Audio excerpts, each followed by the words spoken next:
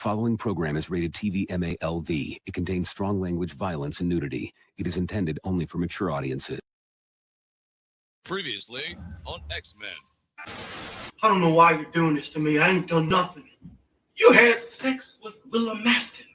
Ain't nothing wrong with that. She's 18 and legal. She's retarded.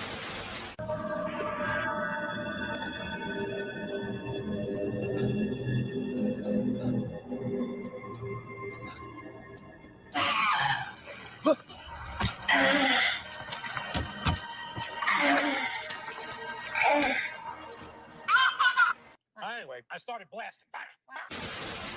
Shit. Clarence is gonna. Shit as far as shit.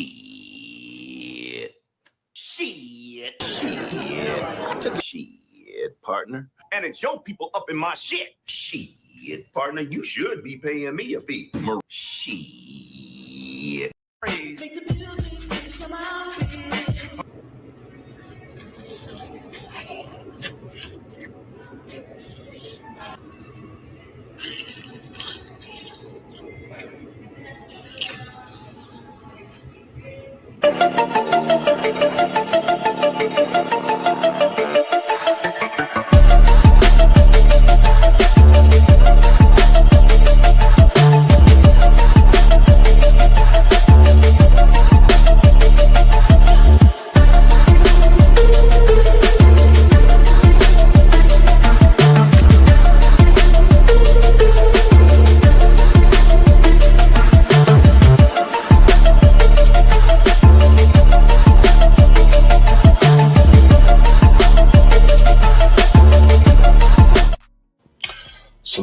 Salute. What up, YouTube? What up, Twitch?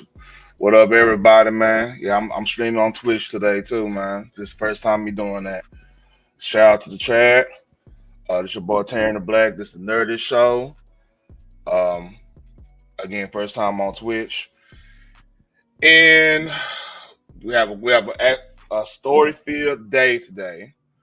By the way, how everybody doing? I should say it again. How everybody doing? Today is August 20th, 2025, the year of our Lord, you know what I'm saying? And we got a Call of Duty reveal trailer. I'm about to hit up in just a bit. There's a viral story that just came about a kid, I ain't gonna say kid, a young adult getting arrested at his job. So, dang, everything won't. Okay. Then more Roblox stuff, that craziness, and more Dr. Umar stuff. Then everything after that is up for grabs. Like I thought about doing, if y'all was interested, doing a video game music, like just a reminisce on it, but I might hold off on that and make a separate video on that, depending on how the chat go and everything. But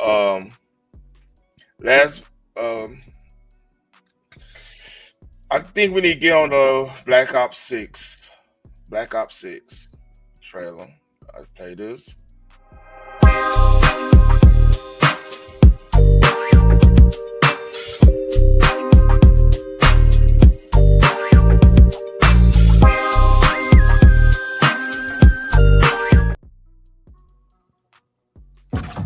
They want you afraid.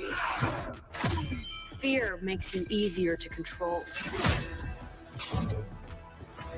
It's time to wake up. Your streets shall once again run red with your blood. Raul Menendez ignited global unrest on an unprecedented scale.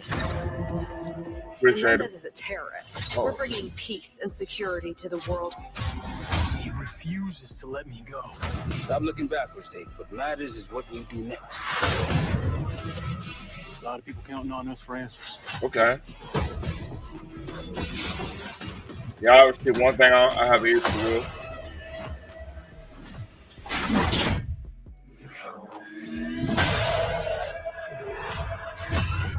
Inspector, one report.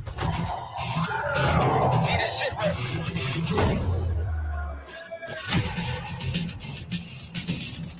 It's gonna be copyrighted, but This isn't real. I edited this music out.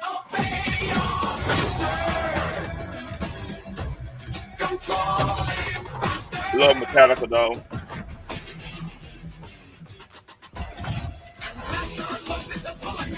All from Black Ops 2.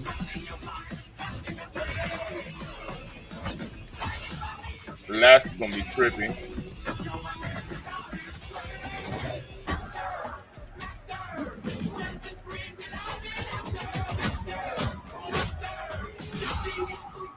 Pull it together, man. So eager to leave, David. Killing the man is a hell of a lot Man. easier than killing the idea.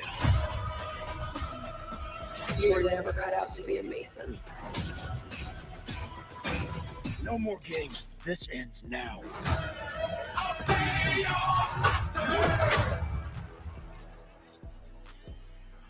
Get the Reznov Challenge Pack when you pre-order now.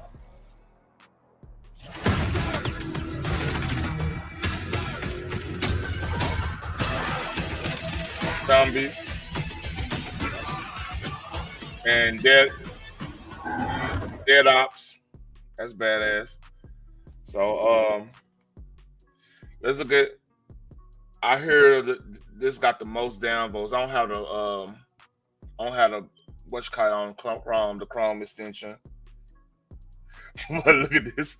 This actually made me pre-order Black Ops Battlefield 6. So this got ratio. This trailer got ratio. And one of the reasons it got ratio was the when they were explaining the chick that. So if you don't know, this campaign you could play as co-op for up to 4 players, and they have like an in-game mission, kind of like a raid, like in Destiny, and like all your PVEs. So you get to play with like 32 other teams against waves of enemies and try to get out of this whatever the situation is. That's considered like the end game. So a lot of people have issues with the chick because they look at her as a DEI character. Like she has like a degenerative disorder or something with her limbs. So they gave her prosthetics. So she's like super strong. She's like a tank. So everybody, the common thing is yeah, they just going hard on it. They say I expected nothing. They still managed to disappoint. So yeah, this got ratio like. I see no. I mean, and look at. Oh man, like this is terrible. Dang. Okay, no for that, but like they getting raked over the coals over this. See, the thing is like. The last thing Call of Duty needed was a when people kind of want like I say this when Modern Warfare 19 came out, Battlefield was like in a bad position at the time where they were doing they did something simple. Matter of fact, they did the exact same thing Call of Duty just did. Like if you remember the Battlefield trailer, the Battlefield 5 trailer, they had a woman. It was supposed to be World War II, and they had a woman with a prosthetic and was shooting and was fighting, beating up dudes and stuff. Everybody, like most people who play Battlefield, I mean, I'll tell you who like the main Battlefield type of fan is. A lot of the people that was like into military, former veterans love that game. Like especially back in the Battlefield 1942 and Battlefield 2 era. Yeah, that my cousin was a big Battlefield dude, like, cause he used to play flight simulators and all kinds of stuff. He was like hardcore, and he had a whole deck with the rotor. He had the rudder pedals underneath. He had a throttle control. He had the whole nine, and like he was really big. He was like he was in I forgot what clan he was in on Battlefield 2, but yeah, he was in. Was that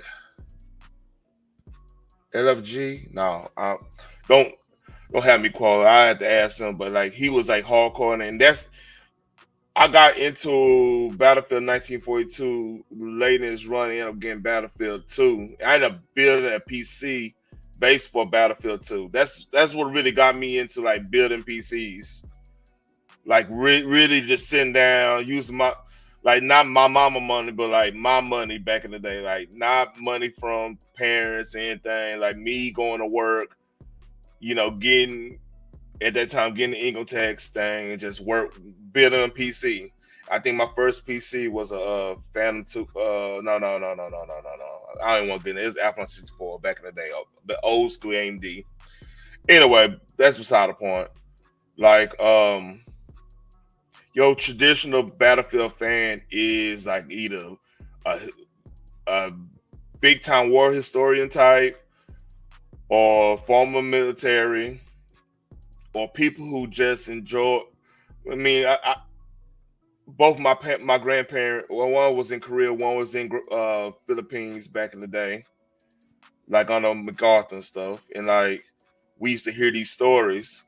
So like when these games, it's a whole bunch of people like me. Like when you hear about the World War II games and you remember your granddaddy being in a certain place. I had a granddaddy in like I said, Philippines. Had an uncle, Battle Bulge type stuff, Belgium. He was on the patents, and like we hear these stories and hear how they were treated, but then when shit hit the fan, everybody was a soldier at that point. Like they had to get over it. Some people had to get over it. You see it in movies and everything. So like, of course, when I'm hearing my grandfather, and my grandfather been dead since '89, and when them games came out, I was like, oh, I'm gonna play this because I want to. I look treated as me honoring my that generation. Not necessarily, I didn't treat it like a game. Like our family really get deep into like the history and stuff. So yeah, I start. That's when it got me on journey. I like to read, listen to a lot of audio books based off like autobiographies of like certain generals, and I'm deep in that. That's a whole nother story. But that's the type of fan Battlefield grasp. So when you go and do something that's like not historical, or not, I'm not gonna say not historical in that setting. Like Russia, of course, they had women soldiers. Russia definitely had women soldiers. It was definitely women soldiers in these different resistant groups. Like I believe like the Greece one, of course France, like Polish. There was a lot of them. Like Ukraine, I believe too. But yeah, it was a whole bunch.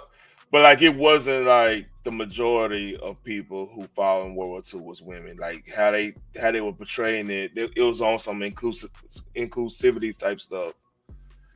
So that was the issue with the Battlefield 5. So going fast forward, Call of Duty Black Ops 7 literally just did that. So of course it's gonna get ratioed. And you know what?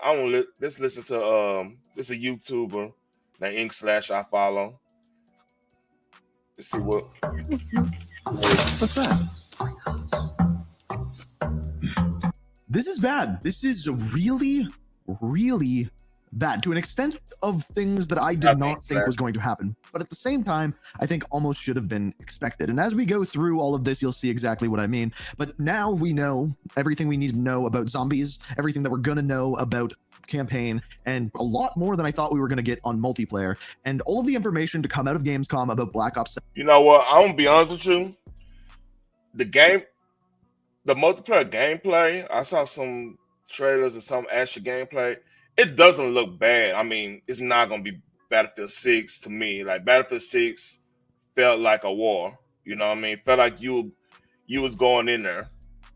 You going to, but it didn't look bad. The gunplay didn't look bad, the movement didn't look bad. The thing that's gonna be a problem is the craziness with the skins, which they're not gonna change because that's their bread and butter now. This is what, and by the way, to get on to another issue, this is what happens when everybody went against DLC. Now I understand DLC it's a nasty word to a lot of folks. But one thing I say, man, like the most craziness you will get back in the day when you had the DLC, especially in Battlefield days, you might get a crazy skin on your weapon. You know what I mean? You probably won't get that. You can make that achievement. So it's not as bad achieving that color because like nobody really looking at your gun and everything. They just gonna like, oh, okay, it's loud. It doesn't make sense if you're trying to step around and trying to sneak on people to have a loud color gun. But be that as it may, you think you badass, you want to do that, cool, do that. But it was more of an achievement. Like people are buying these skins and stuff, and it take away from the experience. You cannot get immersed in Call of Duty anymore. Like Call of Duty is not an immersive experience at all. And at one point it was. At one point, like you could get caught up into some of the settings or whatever, but now, why is it showing up? Okay, there you go.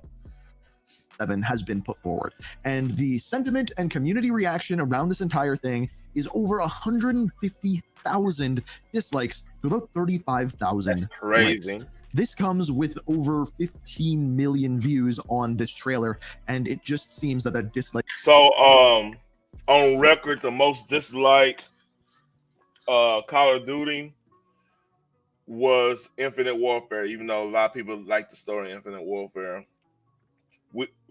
I'll put a little bit more context in this. Battlefield 1 just came out, and like still to this day, that's probably one of the greatest battlefields out there, right? Just because of actually, first-person shooter-wise, most immersive experience I've had.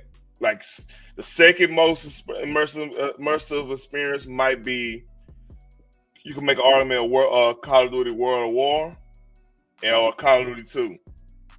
Or like, as in you know what? I'll take that back. Call of Duty 2 is more immersive than World of War because, like, yeah, the modding on there. I correct myself. The mods on Call of Duty 2 back in the day, man, they made that experience like that was badass, and they made new maps and everything for it. But like that's beside the point. But like Infinite Warfare, that's the only Call of Duty I never bought. I never bought Infinite Warfare. I'm curious to play the campaign if it ever come on Game Pass or anything. But like that's one I refuse to spend money on because like at that time, like I played I got out of wanting to play multiplayer on COD during that time. It was like I didn't play multiplayer on Ghost. I didn't really play Black Ops 2 multiplayer a lot. Like I like Black Ops 1. I played years on there. Almost like it was I dedicated 3 hours a day to that game. I can honest God say that I probably have if I go look at my time on there. Matter of fact, no, I ain't gonna do that. It's on my Steam. I'm not gonna show my Steam. But yeah, I put a lot of time in Black Ops 1. Black Ops 2, like I never got into the wild jump and stuff. You know, it just never got. And then that's right when Black Ops 2, I believe that's right when Battlefield 3 came out. So yeah, man, Battlefield 3. The Battlefield 4, that's when Ghost came out. And like I never was into Ghost. I was playing Battlefield 4. I'm not gonna lie to you. Big number keeps getting bigger and bigger. But the question is why? Because most of the things that I have heard about the campaign, the multiplayer, and zombies have been relatively positive, if not positive, a little bit suspect, if you will. And I wanted to go through each of these and by the end of the video, give you my opinion, what I think about everything that we've heard from all of these modes. Now, let's start with campaign, the thing that I talk about a lot, the story, and I think a lot of which is bread and butter for Call of Duty. I would say this, the campaign, having 4-player and then having a big in-game thing, that possibly can be fun. If you and another thing they did is global progression, which meaning like anything you're doing, you getting experience points, which has been needed. Like I want to say BF4 did that because like you can actually get weapons from the campaign if you do certain things. Like if you get enough headshots in one level, you get this like a SVD or whatever. SVD is a DMR sniper rifle or designated marksman rifle, whatever you want to say. But like yeah, BF4 did that. So they doing something like BF4 did, which possibly can work. But I don't see this being a long-term game. Like I see Battlefield 6, even though there's some reports that they're gonna try to do yearly, which they don't need to do yearly at all, unless they upgrading the not upgrading, but they adding more maps and call it another sequel type thing. But like Battlefield will do better if they roll like they used to do 4-year increments, 3 to 4 year increments, because one thing about Battlefield, like they post launch support, the launches never really be like on par. Like Battlefield 5, it just had bad PR. Battlefield 1 might have been the best launch out of all the Battlefields, because like Battlefield 4 had a bad launch because they rushed it. Battlefield 3, I think Battlefield 3 had decent launch. But Battlefield 1 and Hardline was that was a acquired taste, but Battlefield 1 had probably the best, because like basically they perfected that engine, and then the marketing towards it, then the Infinite Warfare thing. Even though crazy as it sounds, like I don't think many people remember when Infinite Warfare came out. Reason why a lot of people bought Infinite Warfare is because the Modern Warfare, the original Modern Warfare remaster came out with it. So if you bought it on like Xbox or whatever, I think if you bought on one of those, you got a code for that game, so it came with it, and that's the reason why it outsold Battlefield 1. But Battlefield 1, legit, probably, I mean, if you talk to anybody that was gaming at the time, they're gonna say Battlefield 1 was an overall better experience. It's still one of the best experiences right now. Without a good narrative, without a good backstory, how can they make good maps or anything like that?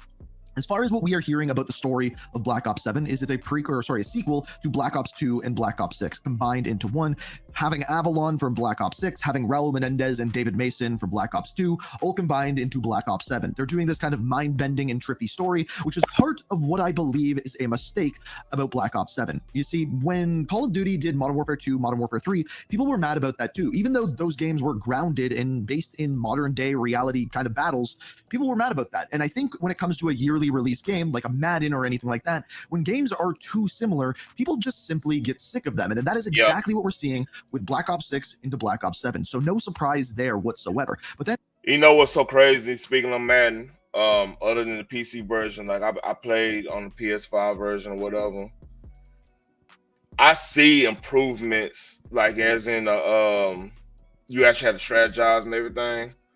However, like the bugs and stuff, like I literally did a test stream. I was just gonna play just to play a game of Madden, just to make sure the colors and everything was right on my OBS, and now it's dropping people down. I mean, it's dropping me. It froze on me like twice while I was trying to do that. I had to end up playing Call of Duty, and yeah, that was I don't know why it was so laggy. That's still tripping me out. But anyway, that's beside the point. Yeah, like yearly releases like that. That's gonna put a bad taste in everybody's mouth because like it seemed like a cash grab and everything. And then it's not too much you could do with football game anyway. Like other than what like the college did, and like a lot of presentation stuff changed and a lot of animation stuff changed. And they did implement one thing I did like about the new Madden is that like you have to kind of know your stuff a little bit. You know, you kind of know the game of football. You know, it's not just you can just spam one play all the time without unless you like stimming routes and all kinds of craziness. But that's beside the point. But like COD, man, I think it was a mistake doing. We just got done with Black Ops 6. It would probably been better if they would have just made this a big DLC. Don't charge because they end up charging like $70-$80 for this. It's mean $90 for probably the Vault edition or whatever. And like people, come on, man, you can't keep asking people for that type of money every year. Like at least with college football, right? Or the Madden. If you're a fan of football, you could get a lot of replay value playing, especially in the 2K. And then they got so much like it's a lot of money being made up playing those games now. They got tournaments and stuff, the whole nine. It makes sense for that being yearly because the new people get new things happen. Like right now, I think like the Bills are gonna have a new stadium next year. Now I could make an argument that it should be. I think a Madden shouldn't come out every year; it should come out every other year. Same with the college, because the only thing difference from this college and last college is the presentation of like the presentation of the intros and like it's a lot of audio stuff. Like for example, I'm a big UT fan, University of Texas, the real UT. Shout out to Rocket Top, man, y'all all right, but we the real UT. Anyway, even like the some of the stuff they do, like in their fight songs, they did the nuance in that kind of work, but like all that could have been like patched in. So I understand the whole thing about yearlies, man, because especially this, you having two Black Ops Black Ops and another Black Ops back to back, just like Modern Warfare 2 and 3 back to back, which they probably could have been one game. Yeah.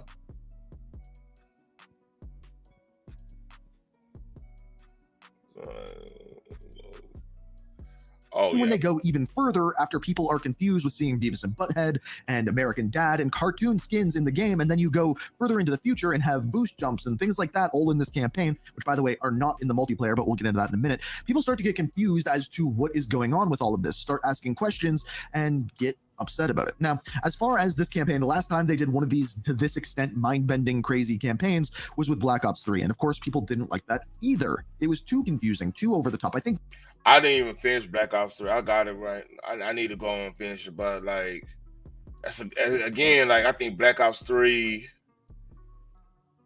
Hell, I was still playing Battlefield 1.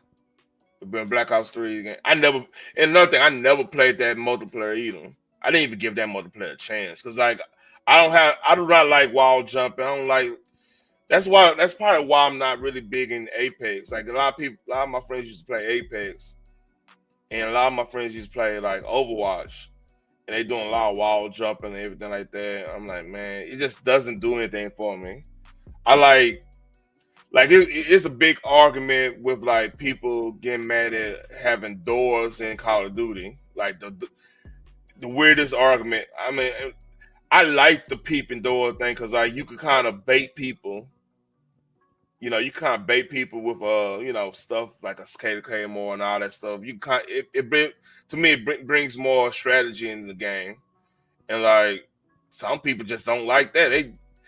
They want to run around and shoot. I'm like, man, doesn't that get boring? But hey, I don't know. Some people like I like objective base and everything. That's part of why I'm most of the Battlefield fan. This one's going to be a little bit toned down from that, but it is interesting nonetheless. What we have found out about this campaign is essentially our main group of JSOC agents by the name of Spectre 1, led by David Mason, with people like Samuels, Harper, all from Black Ops 2. I got a feeling this is what's going to happen in the story, right? They going to get that that Kratom, a new version of Kratom. You know what I'm saying? If y'all play Battlefield 6, you'll know what I'm talking about. And it's gonna be like they're gonna get their minds read, and it's gonna end up being in one of them robots, just like on Battlefield, on Black Ops 3, not Battlefield, but Black Ops 3.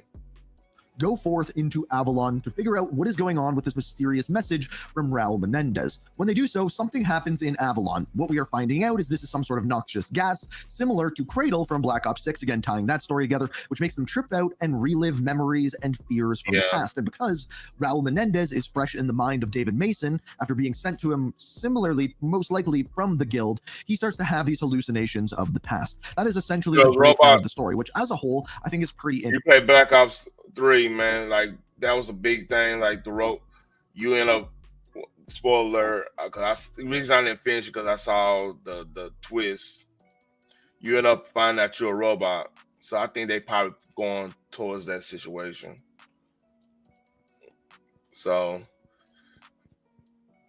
basically, man, like this is not. I don't think this is going to necessarily work overall, as in people, unless you're really big on the stories, it's gonna hit.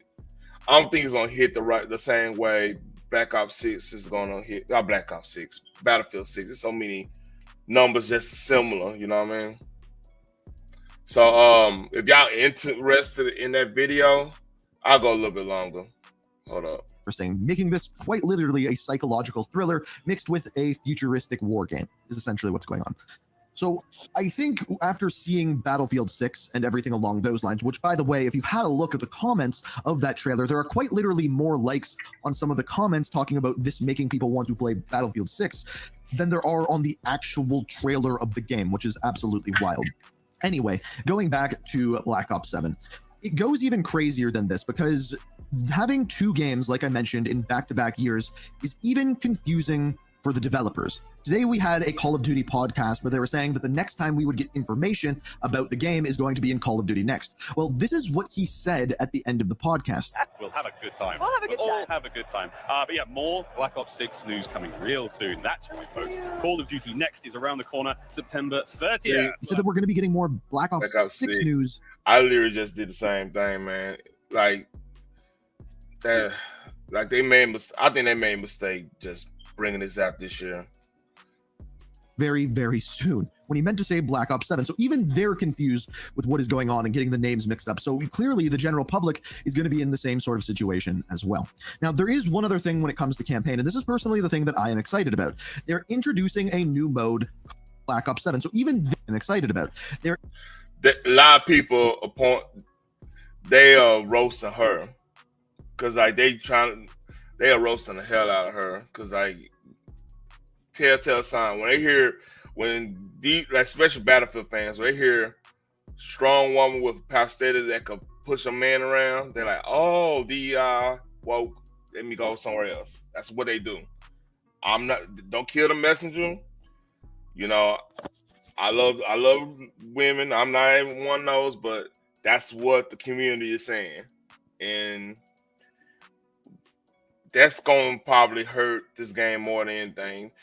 So let me stipulate something. What I mean hurt. Is this game going to probably outsell Battlefield? Yeah, it's going to outsell Battlefield just because of name recognition. People. Oh yeah, she's definitely feminist. She's definitely like she like they did some voiceover. They showed some voiceover work with her, and she's like really pushing everybody around and everything. Like now, I expect her to be tough because she's in that settings and everything. I could take. Trust me, I can take a little bit of somebody could pick on me a little bit, but I could take it. I could give it back, give it, take, whatever. But how she was talking to them when it was a little weird, and a lot of people seeing that. I'm not gonna go to that because they might copyright that now. If they didn't copyright the trailer because of Metallica, yeah, why y'all use music? But it's cool. Matter of fact, I don't think it might not get copyright because Battlefield 6 didn't copyright. You hear that? Treyarch and Activision, Metallica, your main competitor didn't copyright me. You know what I mean? Come on now. But yeah, they are definitely talking about her. And I'll give them a little props to the chick that modeled. They didn't go too off to try to make her like real ugly and everything like Disney does. She's actually look like a woman. She just look like a tough woman with military style woman. She don't look too bad. Like some of these, that's a whole nother subject. Introducing a new mode called Endgame. Now, as far as what this Endgame is, I am just as confused as you. Basically, you will finish the campaign like you would in Call of Duty World at War, for example. And like in World at War, when it would throw you into a game of zombies, this time it's going to throw you into a game of Endgame. And this is going to take place on the entire map of Avalon with 32 other players on the map at the same time. You can do this solo, you can do this in a group of 4, which, by the way, the entire thing can be a co-op campaign, or you can play it solo. Now, you go in with this entire group, and essentially you are tasked with surviving. And as you go through, you are going to earn perks, things you can do, field upgrades, things.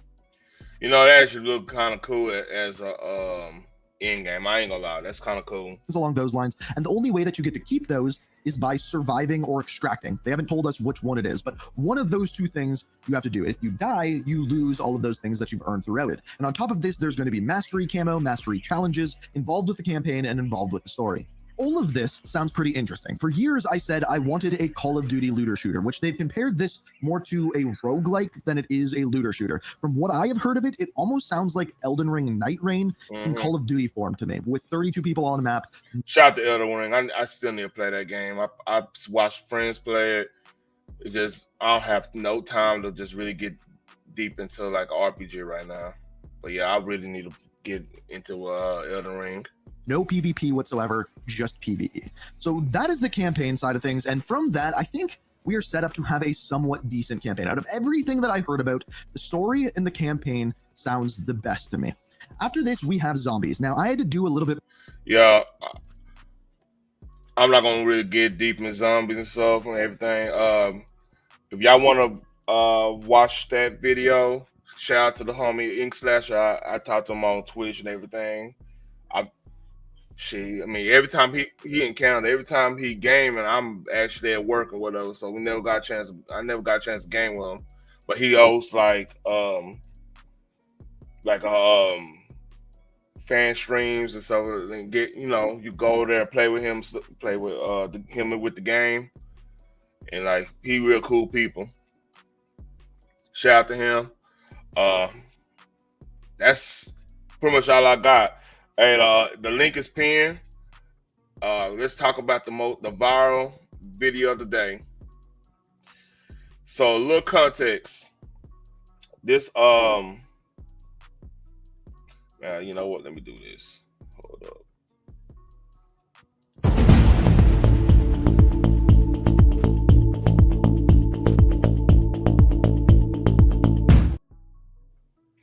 So, this is the most viral.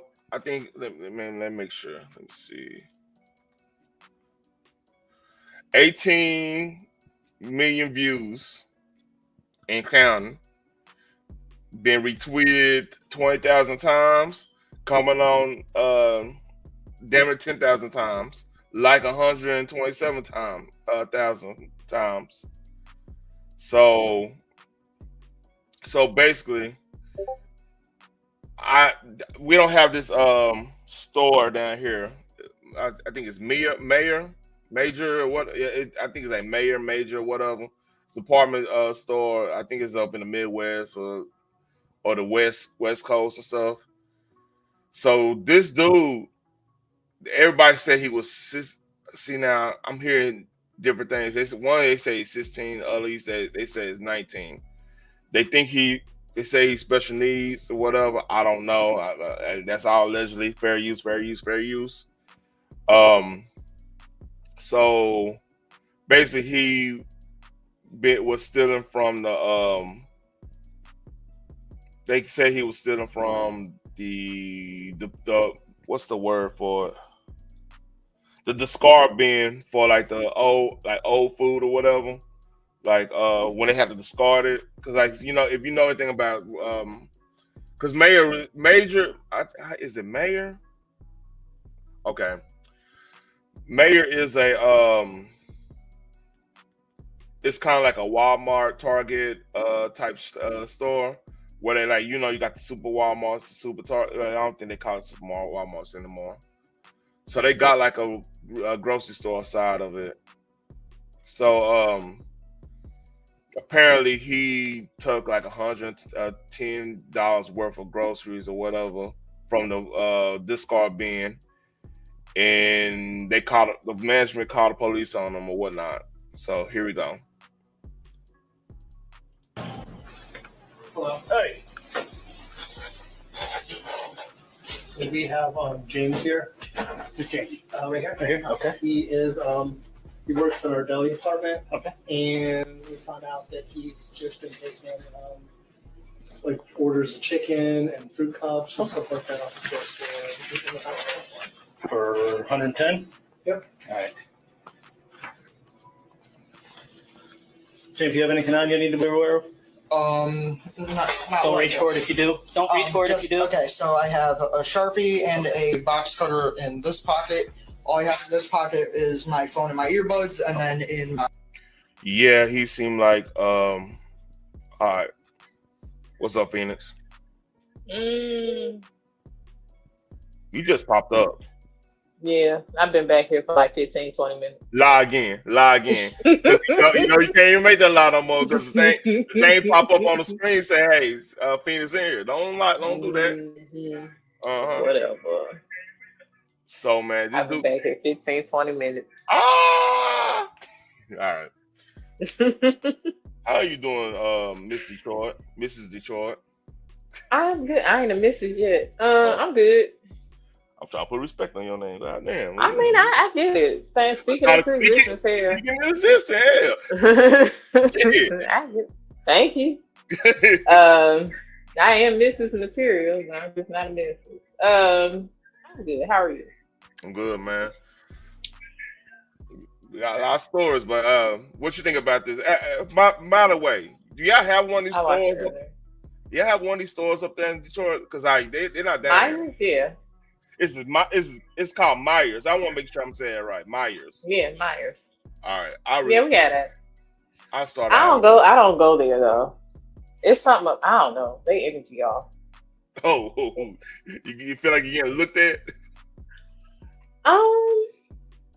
Not necessarily that. I will say that for them to be what they would call like it would be like a grocery store type Target. Yeah. And you know how bougie Target is, and so bougie you call it Target. Man, look. Yeah, shout out to Target.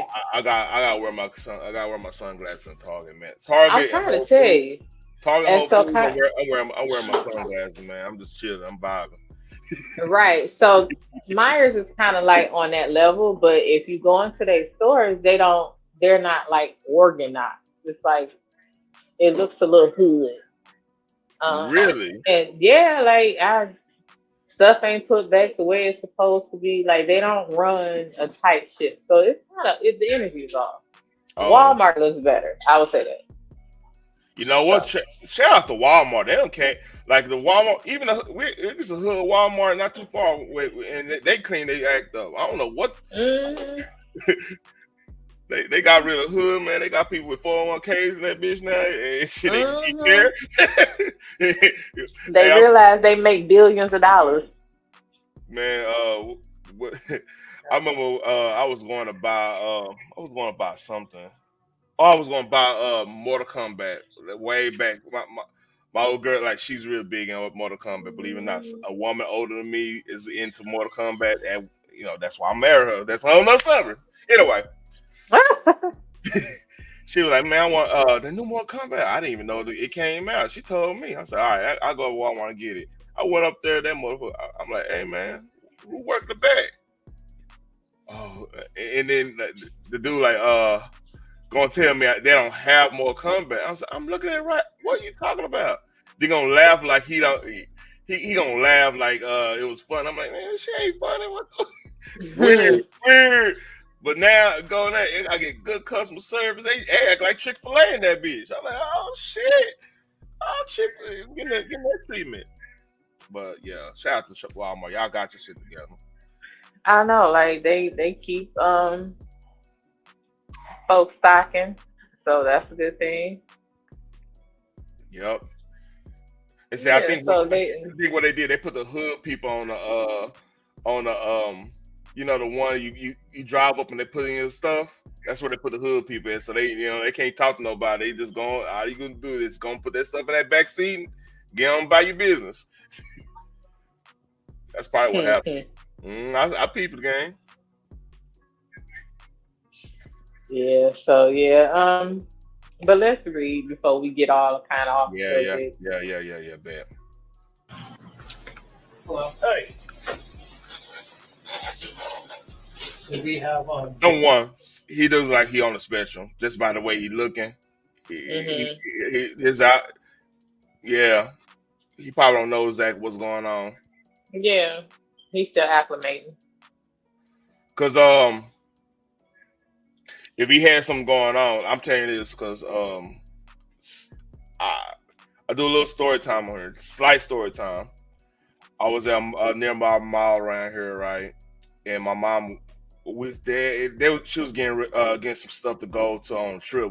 I believe we were going to a church conference, so she was getting stuff at Mace Foley's back. I mean, Macy's now, but Foley's back in the day, right?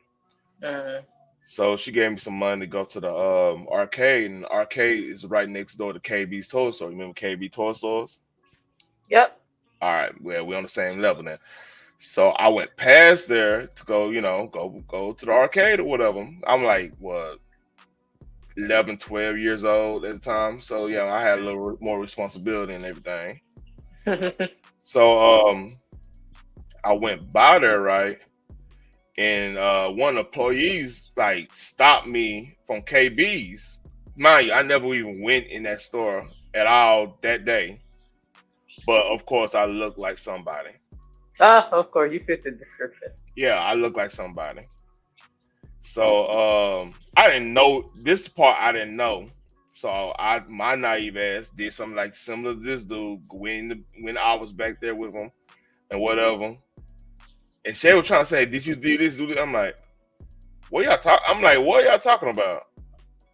So they started cussing at me, all kinds of craziness. I said, I'm like, "Hey, my mom is in Foley's right now shopping with her friend. Can I call her and she bring her here? Cause I'm telling you, I never went here. When my mama got over there."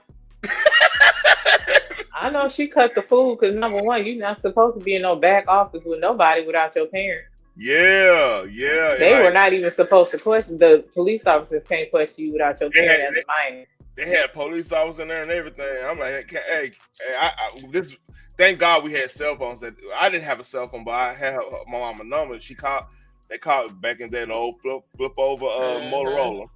You heard that? Oh Lord. She got over there, and my mama back then, like she don't, everybody done got slim, but she was on the big old women back in the day. You know what I mean? So she came in, she the type of woman, right? She You can't stomping, honey. Hey, she'll roll dice with you. You had the dice with you and had some money. She'll roll dice with you right then and there, right at church. She wouldn't care. It's like, hey, look, she cold. She's like, look, I make your time money right now. That's the type of shit. Listen. She that type of hood. She that type of hood. So she went over there and she was like, you ain't gonna talk to y'all talk to my son without me? Oh man. Okay. Yeah.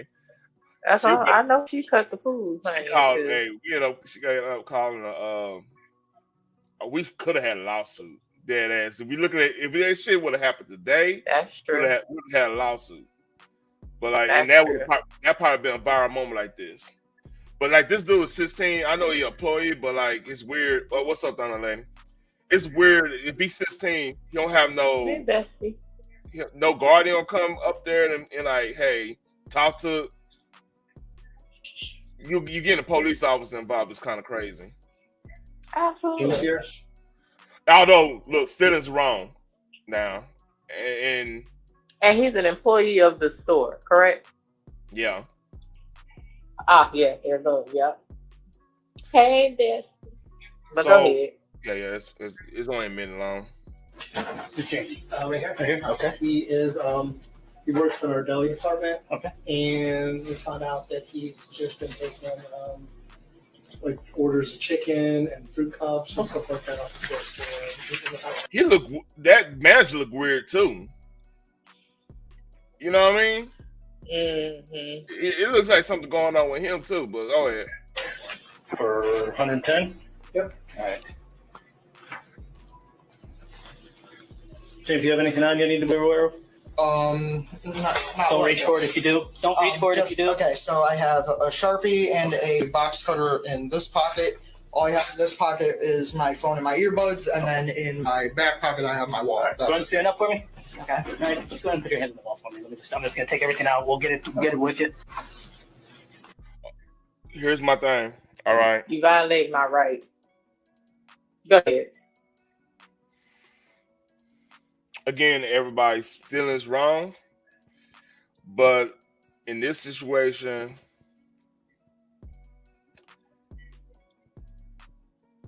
he's getting detained, so there ain't gonna be no Miranda rights till he actually get the cuffs on. He about to get he getting arrested. Right, he's not under arrest. He's getting detained. But again, you say he's 16, correct? So he's still a minor. See, that's the question. That's the thing I don't know. Like, is he? Because I'm hearing 19 and I'm hearing 16. So okay. So if he's 16, he's still a minor. His parents should have been called. His parents should be called. Whoever his guardians are, they should have been called. That's number one. Number two, he's an employee. One of the questions the officer should have asked is, okay, how is he's ordering these things? Which means if he's ordering it, somebody's giving it to him. You don't offer, most restaurants offer a free meal because you work 8 hours out the damn day. So you get a free meal. So you don't offer anything because they got sub sandwiches and other stuff that you can do. If you order, 9 times out of 10 you paying. And if he's not paying for it directly, why not take it out of his check if you know that's what he's doing?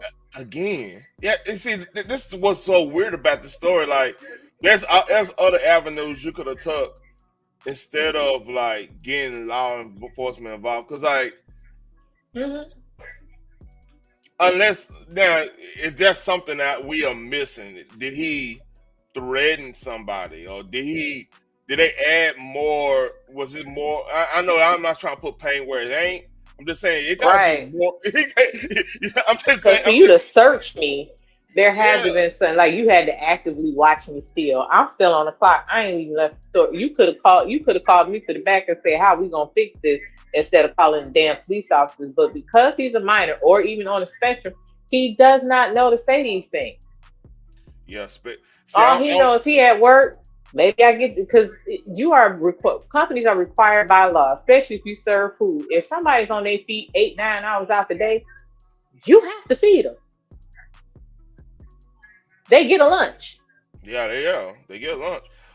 I got a question. Like, I wonder about the spectrum thing. Like, does that add is it still 18? Is 18 even you on special, or do they get like because like I know they got probably like people that look after them that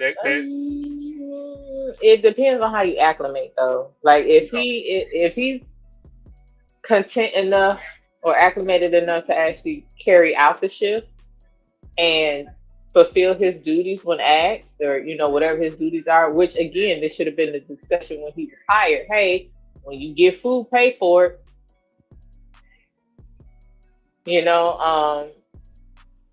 And if you keeping track of that, take it out his check. Yep. Like the police did not have to be called. They could have took that shit out. It's $110 fucking dollars, and it's out of it's inside his work hours. As long as it's inside his work hours, he should have been able to get a fruit cup. And the thing is, here's the other element of it. He was taking it out of the scar bin. So here's another part where I can slightly see the store's point of view. Let's say he ate some of that stuff and that stuff was really bad, right? Not just expired, but like actually get you sick. You get food poisoning, something like that, right? That dude could legit sue the store for like, I got access, you didn't secure it enough or whatever. It's some ambulance lawyer gonna make that argument, even though he the one that engaged to do that. You know what I mean? But they gotta put it in a place where that's why they don't want to give away free food to the homeless like that. Number one, it attracts more homeless. That's what people don't get. And number two, if they get sick, they can legit, because like it's a low. There's a way to do that as well. If you don't want to donate directly to the homeless, you can always take it to a soup kitchen, your local church, and say, hey, set up a bin for the homeless, whatever. And that's what they usually do. Like, people don't notice that. Like, a lot of these stores usually do that because it gives it's number one, better use. Number two, tax write-off. Let's call it for what it is. But hey, it's not like that in every state though. Thumbnail lady, it's not like that in every state. So that's why they vary because like in some, like I believe this happened in Ohio. Somebody brought this up that Ohio, that the trash can is still consider your property, and you still have responsibility over that until the waste management gets that. So that's another angle why they probably really push to go this route instead of like taking that check or relieve him of his duties type situation. They don't want it. I mean, it's flimsy. Don't get me wrong, but I'm just saying and putting our points out there. You know what I mean?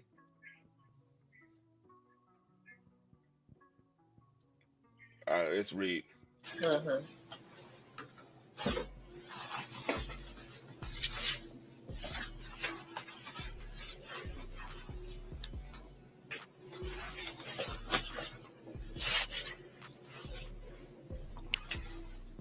They looking weird, man. It's like a weird vibe in there. It's like, are they all on drugs? I don't know. Something's weird about that scene. Something's really off. Like it's giving Stepford vibes. It really is. I'm starting to question if like this situation even real. I'm starting to question that too. That too, but it's really giving Stepford vibes. It's because I don't know. This is I don't know. Hold up. I hope we get a follow up to what actually happened. How did it get to this part? Because like this vibe is just weird for this little of a situation.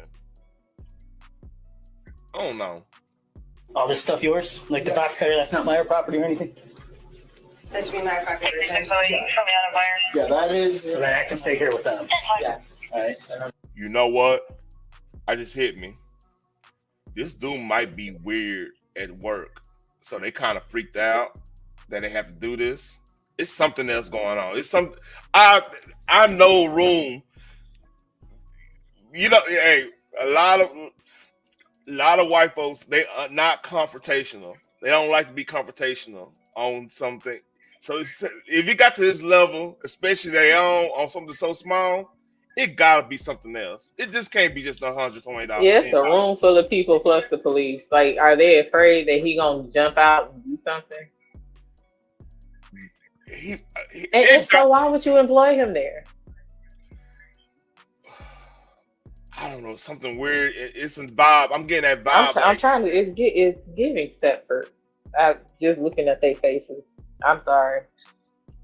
It's really giving Stepford. They looking like, man, I don't want to say nothing. Just because we don't. He probably don't act out in that store. Something done happen, or they don't.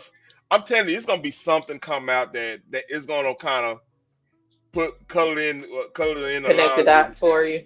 It's something up.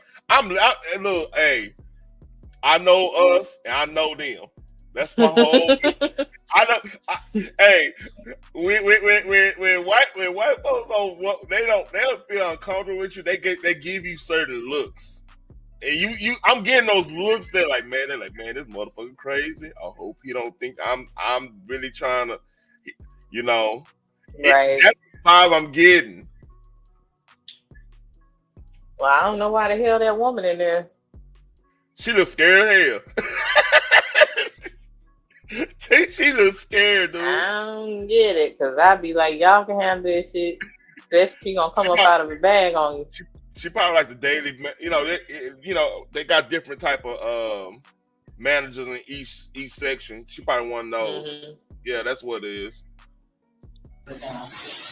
Anything in your shoes or anything like that? Nope. You want to put your hands behind your back? She don't even want to look at him. You see that? Yeah. I'm telling you, it's something else. It is. I didn't.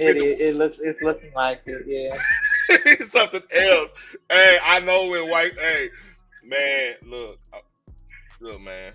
If a white woman look at you like that, look at anybody like that, she's about to call the management. She's about to call the police. She's about to tell somebody. Yeah, she wants to talk to your manager. She's about to, look. She's trying to. You might go to jail if you sneeze wrong. You need to leave. I'm telling you, something's up with her. Not CPS, Dusty. All right, hold up. Look, she ain't looking. She looking out, man. I'm telling you. Mm-hmm. And, man, nope, man. I'm telling you. She looking real checked out. She ain't looking at nobody directly. He must. But everything at once, yeah, she looking real checked out though. He must be. Somebody in that motherfucker is an asshole. It's somebody she like. And she could be asking why the hell is she here. That could be.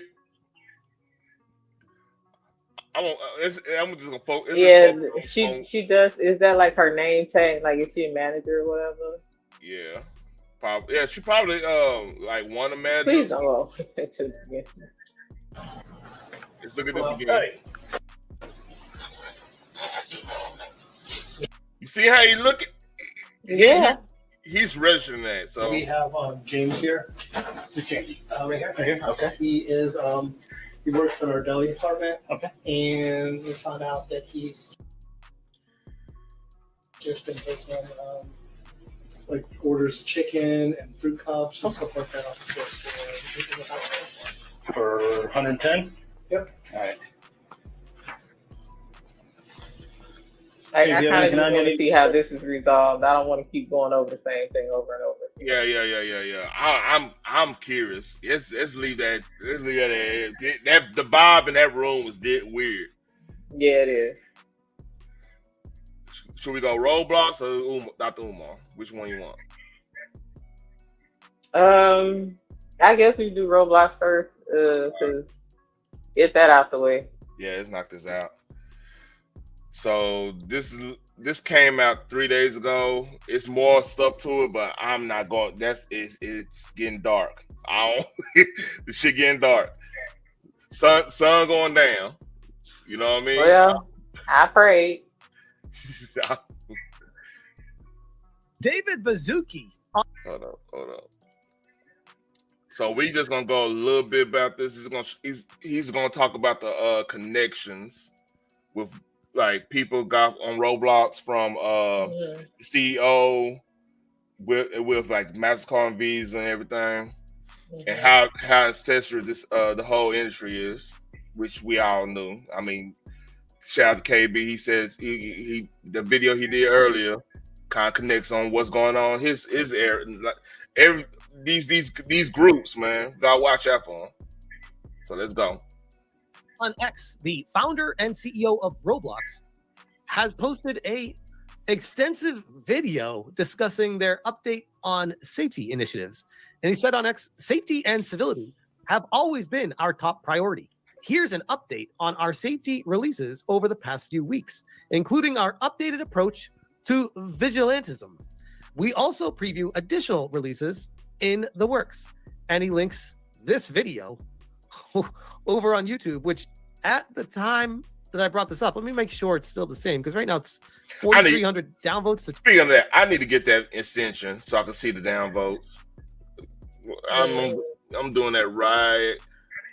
I'm doing that right after this stream. 2,400 upvotes. Let's see. Same thing. Kids and they're. Oh my God. This is being ratioed to hell right now from people. They look like somebody who would create Roblox. I'm just gonna be wrong. I was trying to say it in a very political way, but by the looks of him, I can see why they having an issue. I would say it like that. It's always the trendy glasses. You gotta watch the trendy glasses, man. So why not add to it? This is Tech Talks, episode 28, update on our safety initiatives. And full disclosure, I have watched the first 10 minutes or so of this with my family, actually, on our way to a restaurant earlier tonight. And it was really bad and very creepy. These people strike me as people I would not trust with my children, I'll just say. Welcome, I'm Dave Bazuki, founder and CEO at Roblox, and you're listening to Tech Talks, where we talk about everything that's happening at Roblox. We have a fast follow today. We're joined again by Matt Kaufman and Eliza Jacobs from our safety and civility team, hot on the release of facial age estimation, trusted connections, a slew of other things. We are going to give you a real-time update on how that big release went. We're going to dive into some new things we're releasing. We're going to chat a little about what we're doing with vigilantes on Roblox. We're going to go a little over the... You know what he look like? He's gonna do a TikTok on talking about how bad Trump voters are or some shit like that. You like one of them that's out, that got the crazy eyes. Like what? Like okay, yeah. Yeah, he's looking real progressive over there. Them glasses, man. That's if I get trendy glasses, man. I'm just doing it unironically. I'm doing it ironically. I mean, ironically. AI platforms as well. So buckle up, sit back. We have a lot of information. Oh, by the way, too, like he's literally reading from a teleprompter that a secretary or somebody wrote up for him. He didn't do any of this. And we'll give you an update on some of the open source AI tools that we've released as well.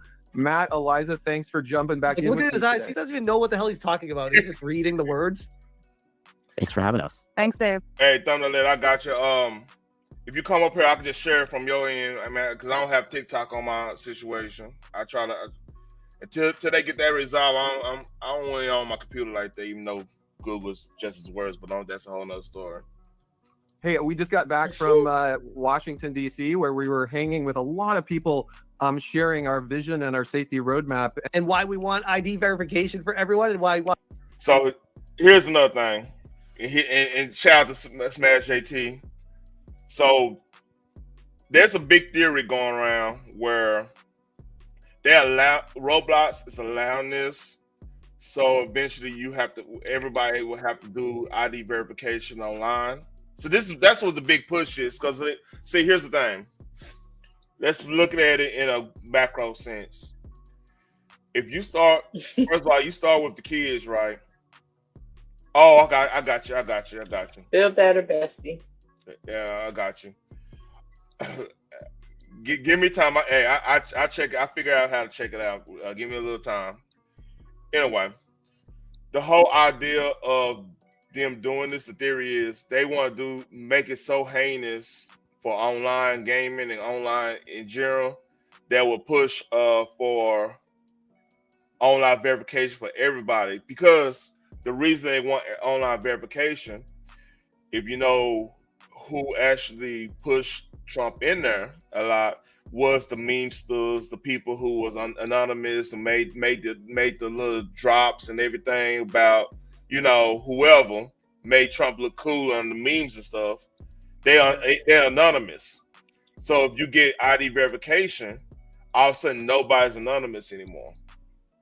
So then you control the narrative, because now these companies can legally dox you now because they got your information. So that's why, like, because you have to look at who's investing in Roblox. The Pelosi family is heavy. Stubman family. I wonder, would that affect the Freedom of Information Act? Like, would that be the same thing? Same thing with whistleblowers and stuff. It affects all that. So that's why I'm like, when I bring up stories, a lot of times I'm looking at 4 steps ahead. I'm looking at, this is a seed being planted, and what kind of fruit they try to bear out the seed. You know what I mean? Is this poison or is this actually fruit? I mean, I feel like that's my job on YouTube in general, and to be particular in the sector. I want to be that dude that's like, hey, this was happening. For example, this is a great example, right? When Katrina happened, I was working at the job I'm working at now, and it was hot as hell the week prior to Katrina, right?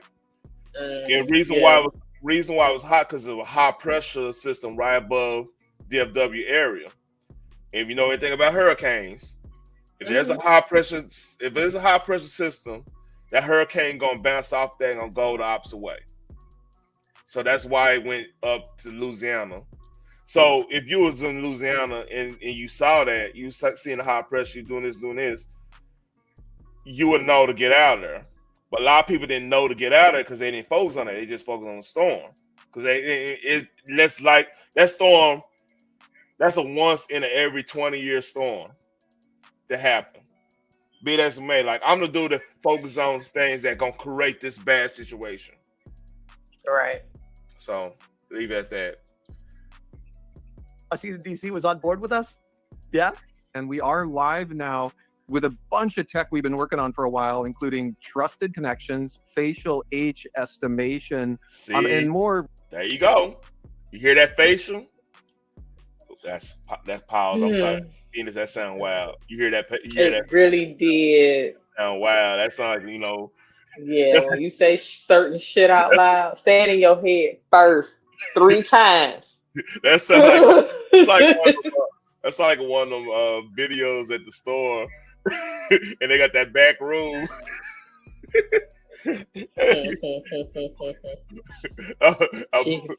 I gotta let it get out. I ain't gonna say it. Like a blind. Please don't let it play. Hey, a blind. Let's read. Hey, can you hear that face? Let's read. Really, facial age estimation. I want everyone to just take a second here and realize that we are now at the point of trusting a company, supposedly, very loose trusting, that has been very blatantly, obviously bad with the entire PDF situation on its platform, to now be taking pictures of your kids and sending them into them. You got to see the irony of this. No, trust us, bro. This technology is different. Health-related things for users on the platform. How has the release? Oh my God! You know, so they get permission to use our children's likeness however they want. Yep. It's called data forming. but you need to protect the kids. So that gives people access to my kids. So that's not gonna happen. I'm gonna talk to my old lady about this. Like, hey, because like the darkness in this app and who's doing all the. It's a group on there. I didn't even notice till the other day. I think I sent you that. I sent you that story, man. Like it's. I think was it. Let me go find what that group was called. So have me I don't know, but basically, if they can use my child's likeness however they want, you do know that those folks are still using the app, so they also have access. And then they plot and plan on your kids, especially if they find the location of your child. Yeah. See, the thing I'm happy. I didn't even know my wife did this, but like they created games on Roblox so that it's password protected between like my my daughter, her cousin, my one of my closest friend's daughter, and her friend. So it's like an enclosed group, and and they, you know, everybody been kind of on point on that, and she ain't been going nothing crazy. That's the only people she been playing with. Everything else is password protected. She can't even go to like anything other. You know what I mean? Without permission. But like, it's crazy that we have to do all that. I mean, honestly, it ain't crazy. That's what good parents supposed to do, right? You know, you supposed to do that. And like, I didn't even know she was playing Roblox until I want to say a couple months ago when like I saw them playing. I was like, okay, they're playing Roblox, but like one of moms was talking about it. I was okay, you know. Then they, you know, everything cool. Like one good thing, I'm in a kind of like a mix. We got like a mixed fan group of like everybody pretty much represented and everything. So everybody come with their own 2 cents and we make it work. You know what I mean? Yeah. You know what's funny about that caption on the video about Roblox CEO damage control video just made it infinitely worse? Those two that he's actually talking to as well, looking a little shifty themselves. Yeah. I can't. I'm not gonna like say they don't look safe around children. Piece of age estimation gone. Are people using? I'm him. You might got a point. Her. I'm still trying to read, and this is all allegedly, by the way. Allegedly, I think I mean, allegedly, yeah. I'm just saying they looking a little shifty. I ain't saying it's solid, but they got my antennas up. It is it doing what we're hoping it will do? Yeah, are we getting enough pictures of kids? Or do you know what? That girl might be the lady might not be feeling this whole situation. She might think this is all messed up, but she got this big old. She got to wait for that service pack of shit. You know? Yeah. I'm getting that little vibe because like mamas, unless she's I don't give a damn. Once if I feel in a certain type, especially when it's coming to the protection of the children, if I am convicted, morally convicted, I don't give. It's not a dollar sign you can put on that. Like you can find another fucking job. But in this in they stage, they talking to the CEO, so she probably like the CFO or whatever. One of them CTO, one of them CFO, and she probably she's looking at this like, okay, how long I got on my contract? Let's because like here's the thing. I know what you're saying. Like moral convictions, I'm with you on that. I'm one of those types where if I'm checking out, I'm checking out. You know what I mean? So, but you got to put it in perspective of okay, she's this high up, right? She has to probably play this because then when you get that high up, money ain't thing. It's really the ego. You know what I mean? So it's the ego won't get in the way of that though. It's because what you put out for other people's children to be harmed, it can come on your household as well. And not only that, in any contract, there's a moral clause. That moral clause goes both ways. Period. Oh, I get it. But let's look at this is our beliefs, and let's look at what she's probably if this case it's all alleged. If this is the case where she's looking for an exit plan, she probably looking at it like, okay, it looks bad if I go somewhere else and I'm leaving this company when the chips are down. And I'm not. It's a way you lead companies in that position. That's true. So I get what you're saying. Look, honestly, not true. That's the right way of doing it. That'd be the more believable, like you about your values thing. But like the way she has to do it because she want to get another job. Because like think about it, like if you're a CEO and you looking for another CFO or whatever, COO or whatever, right? You gonna kind of want somebody that know that could stick it through the thick of it when shit's bad. Because right now shit's bad, and they not. What's making it worse is they not addressing it properly. They not listening. Correct. To everybody, and like it's falling on deaf ears. Yeah. If she's not in that position to be like, hey, you need to listen to her. She's all about like. She's on the financial end and everything. She's probably telling them, hey, this is cost us money, and they're not hearing you. Only way you're gonna do it is like, okay, you know what? They ain't hear me. I gotta find my exit, but I gotta do it a strategic way. Right, because you're working with idiots if they can't understand the fact that hey, we're bleeding money. Yeah. Because of this. You put me in this position to tell you this. So if you put me in this position and I'm giving you the advice and it's still falling on deaf ears, don't then turn around to me and say, and why didn't you tell me? Because you know what? They will do that shit. Yeah. So I'm getting that vibe on her because she don't feel like she don't look comfortable on this thing, this Zoom call. Pictures of kids. Yeah. How many are sending pictures of their kids into us? Off of that. First of all, we launched something called Trusted Connections. We did that about a month ago. And what it is it's a way for our users who are 13 and over to have more authentic conversations with their friends and people they know in real life. And in order to access that, you have to go through a facial age estimation, which lets us take a picture of your face and you move your head around a little bit. And we can get a pretty good idea of how old you are. What do you do with that information? How do we trust you on that? And that lets us ensure that the product is only on the record. We're going to figure out if she's really about that or she just reading a script. So this is all allegedly what I was saying earlier. Available to our users who are 13 and over. What do we do, by the way, if society reaches a point where there ends up being a news story that turns out that CEOs are indeed PDFs and they were accessing these photos and doing weird shit or getting off to them? What would society do at that point? Would they be like, yeah, the facial ID stuff has some jank? Let's see what his point. If it gets to that point, that means the cow's out the barn at that point. You know what I mean? That's the sick part about this.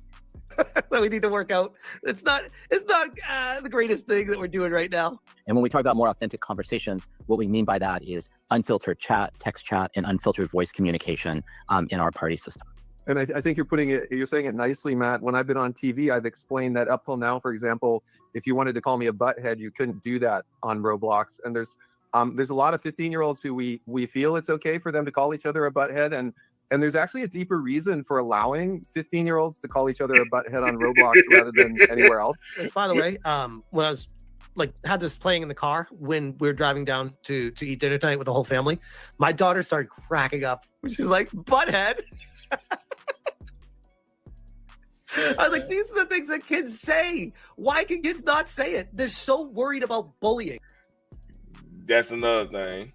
Like sometimes I would say this. That's weird you care about that more than the PDFs in your games. That's a little weird. To try to use that to deflect, though, it's sad to say. Yeah. I'm gonna share a light moment with my kid who's safe. I don't think it's much deflecting. It's more. That's the fuck I heard. No, it's more of like. I look, especially JT. He's a California dude, so they a little different. But it is weird that you got this issue, but you're so more worried about people. You're more worried about people to go, telling on your company about the situation you got around there. That's a little weird. I get your point though. That they want to remove what you're even able to say. Like, bro, stop controlling what people are saying.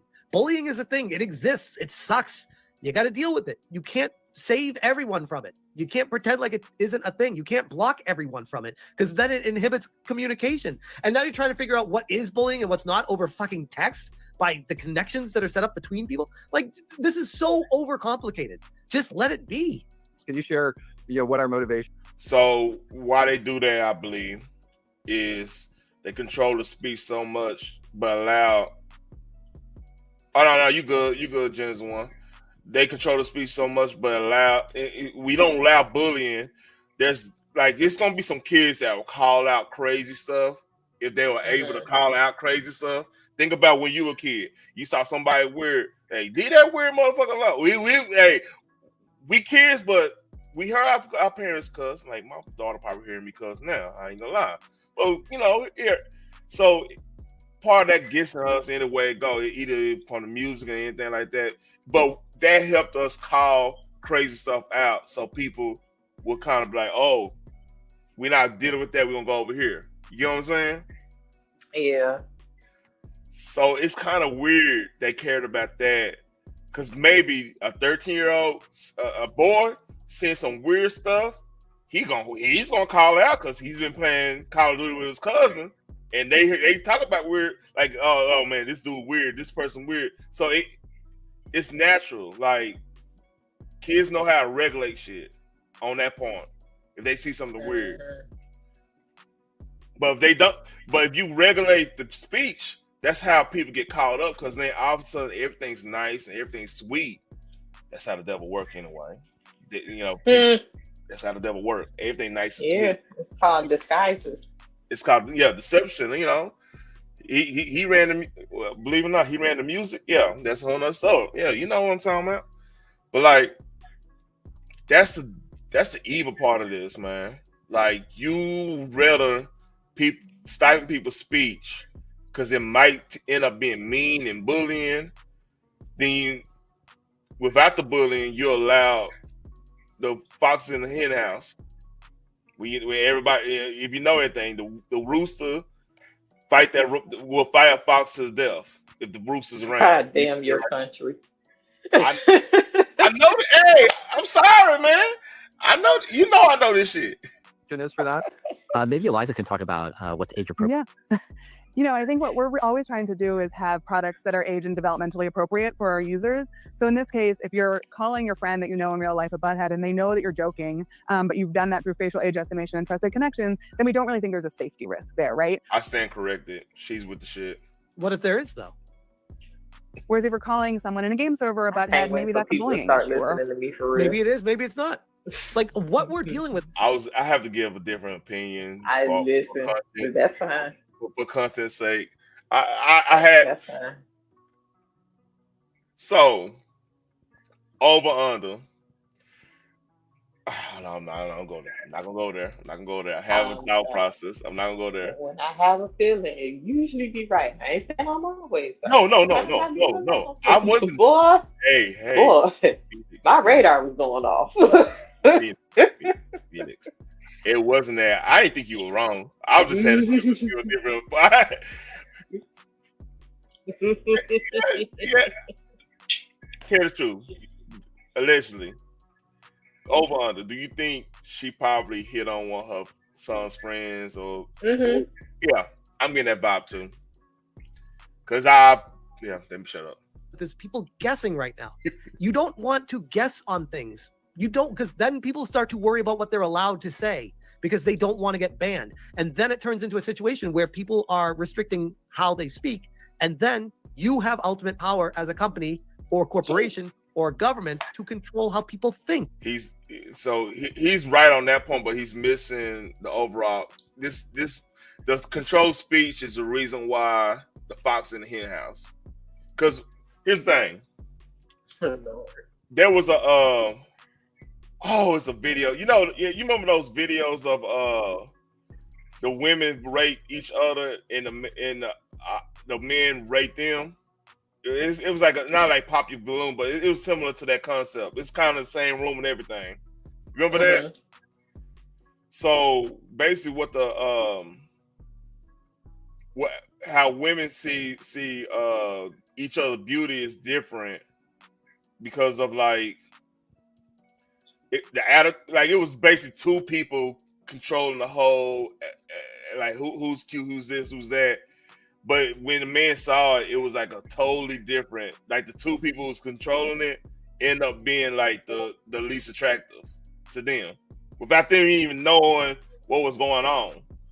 So like, I don't know, man. Maybe what I'm saying is like, unless it's a direct competition, maybe. Oh, how can I put this? It come to me. Hold on.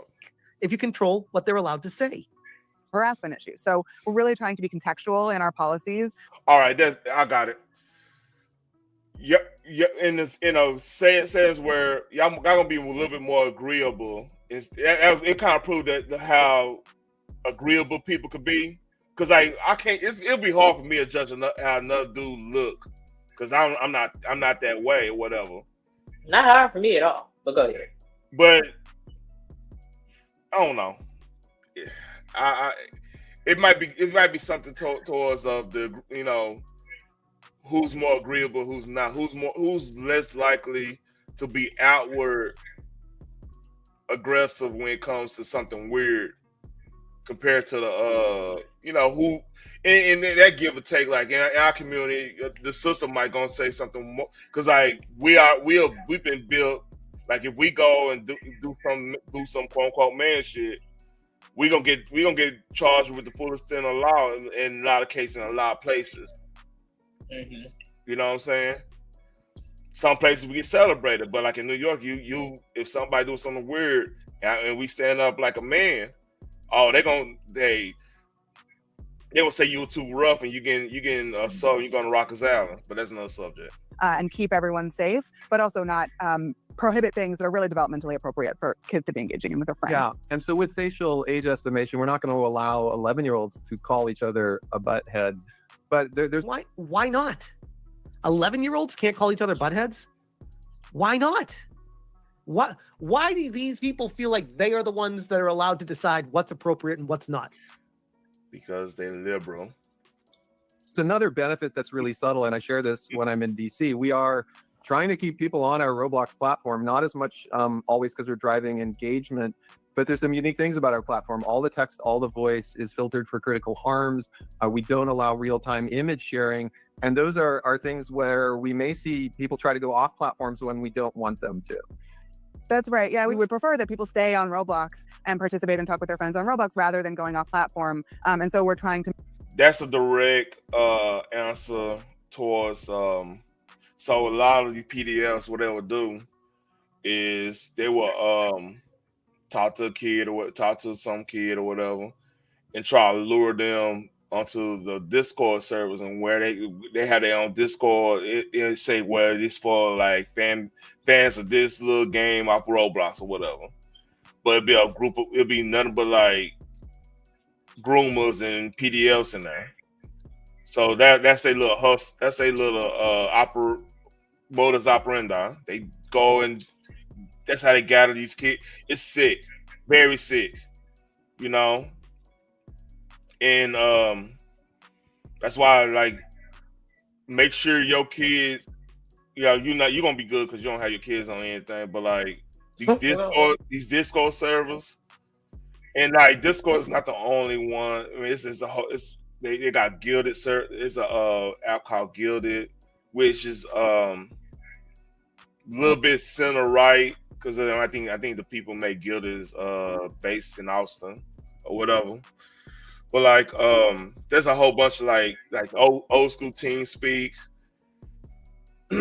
what we do on StreamYards and everything. But like just make sure you know what your kids doing, who they talking to, and they friend group.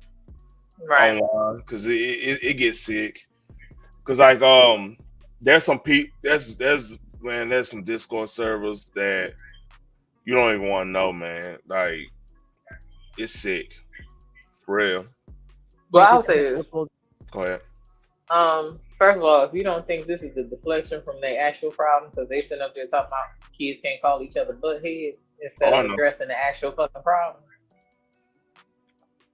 I beg to differ, because this is a deflection like a motherfucker. Like you literally trying to make this an issue. Oh, kids get bullied. We don't want the kids to get bullied. That's number one. Number two, you are protecting more of the adults than the kids.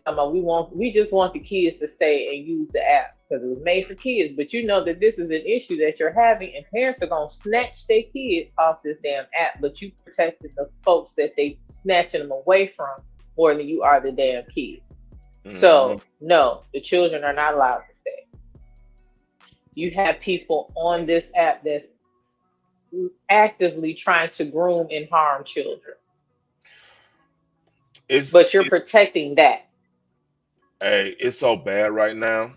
Like I actually saw a stream. You remember the dude Asmongold that I showed that initially started talking about this.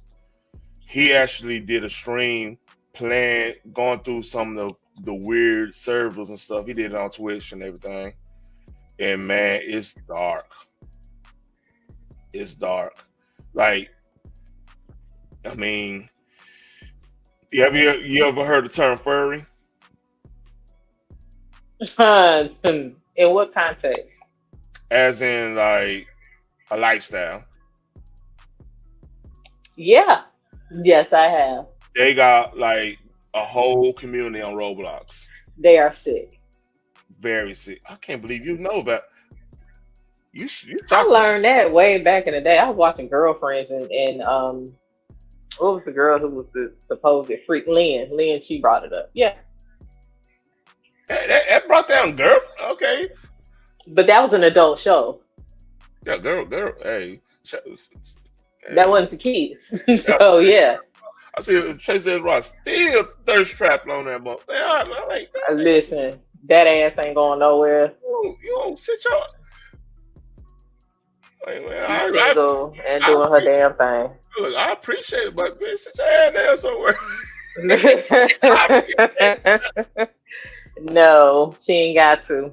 Yeah, every last one of them girls were fine. I was like, damn. But I'm happy that she's sitting in her feminine energy though. That's a good thing. Support that. But hey, let me shut up. Available to encourage that. Arguably, Roblox has one of the most creative, passionate communities in the world. We have over 100 million daily active users. I find it very That's the concerning. wrong fucking phrase to use. Say that again. That's the wrong phrase. We have some of the most passionate Yeah, that's the problem. Yeah, I mean, that would be the problem. They're not passionate about the game. Man. Just saying. I'm just saying. Yeah, I got nothing on that. you read that all right. I got nothing on that. So focused and fixated on controlling not just how people think, but what they're allowed to say, and trying to keep them on their platform.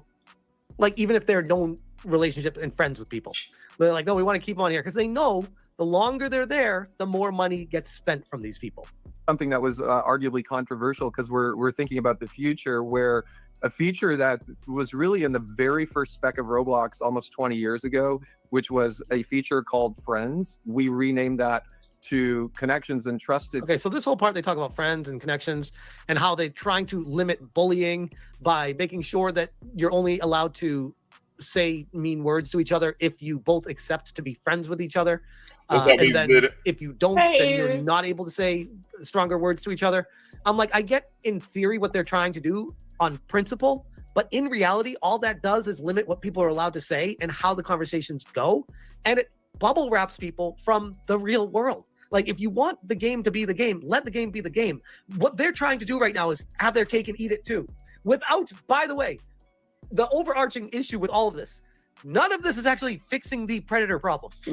This is all just restricting what kids are allowed to do and get more pictures of kids. He ain't wrong. Do I have a job on They that? trying to convince parents that taking facial recognition of your kids. Yep. And giving those people more access to your children, because now they know what they look like. And people can hack. It's for the betterment and safety of your children. Look, man. Do I look 12 to you?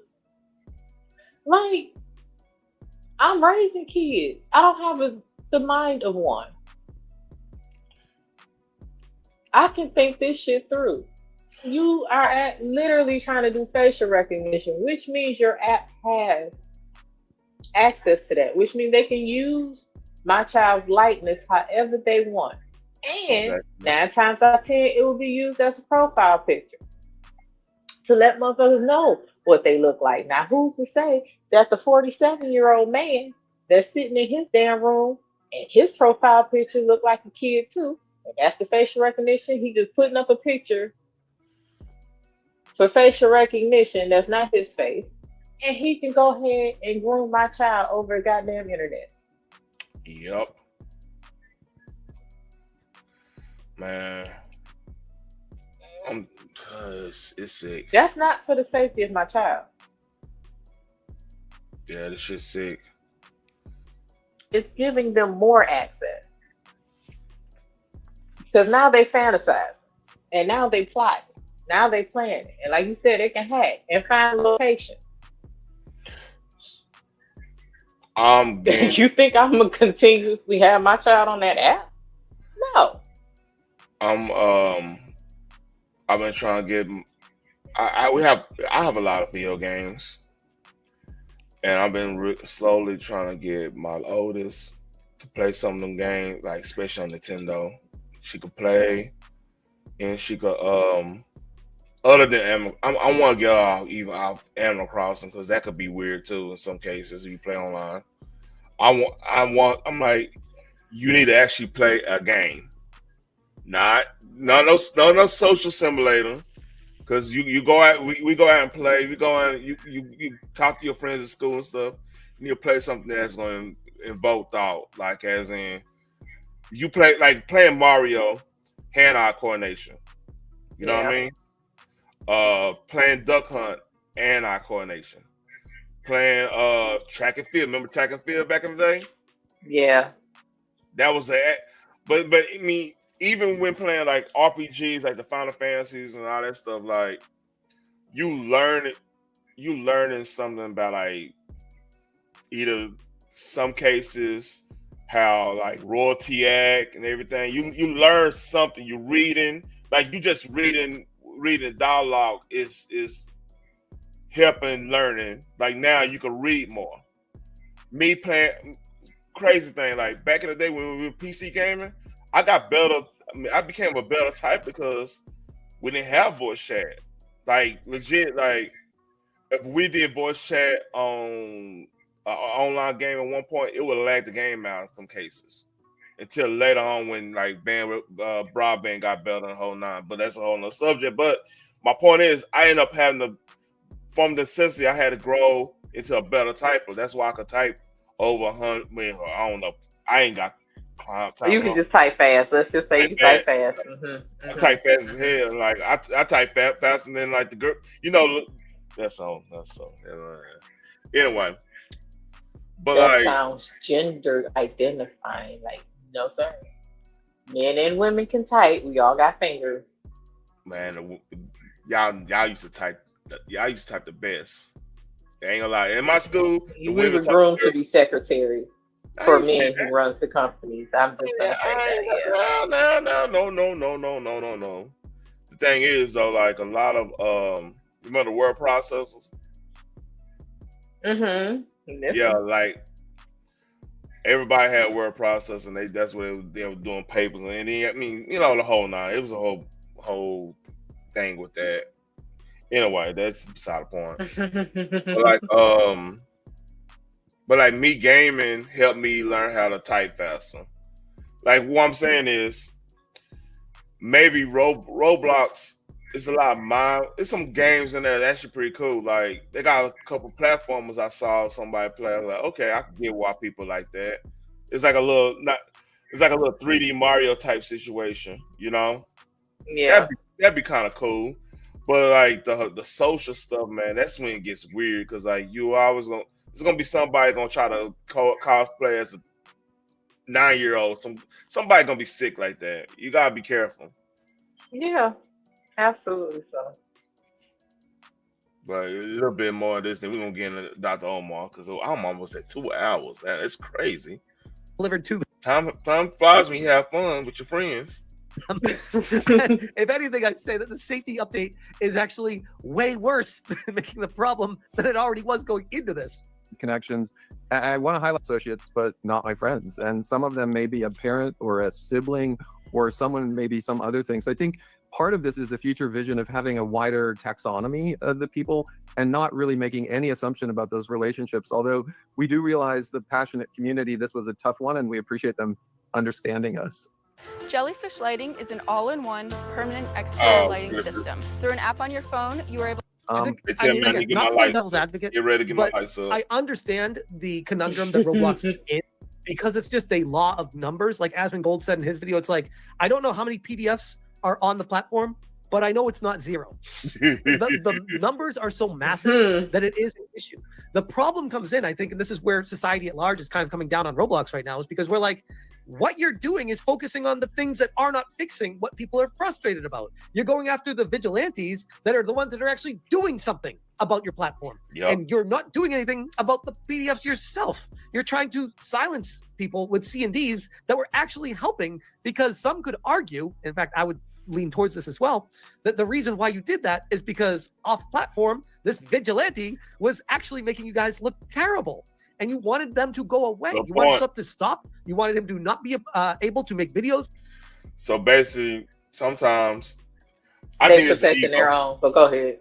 I think it's ego. I think it's ego. A little bit ego, a little bit of what you're saying. Well, a lot of what you're saying, because common sense will tell you, like, hey, okay, we have a problem here, and somebody, one of the publishers there say, hey, we have a problem here. Y'all need to get this shit cleaned up.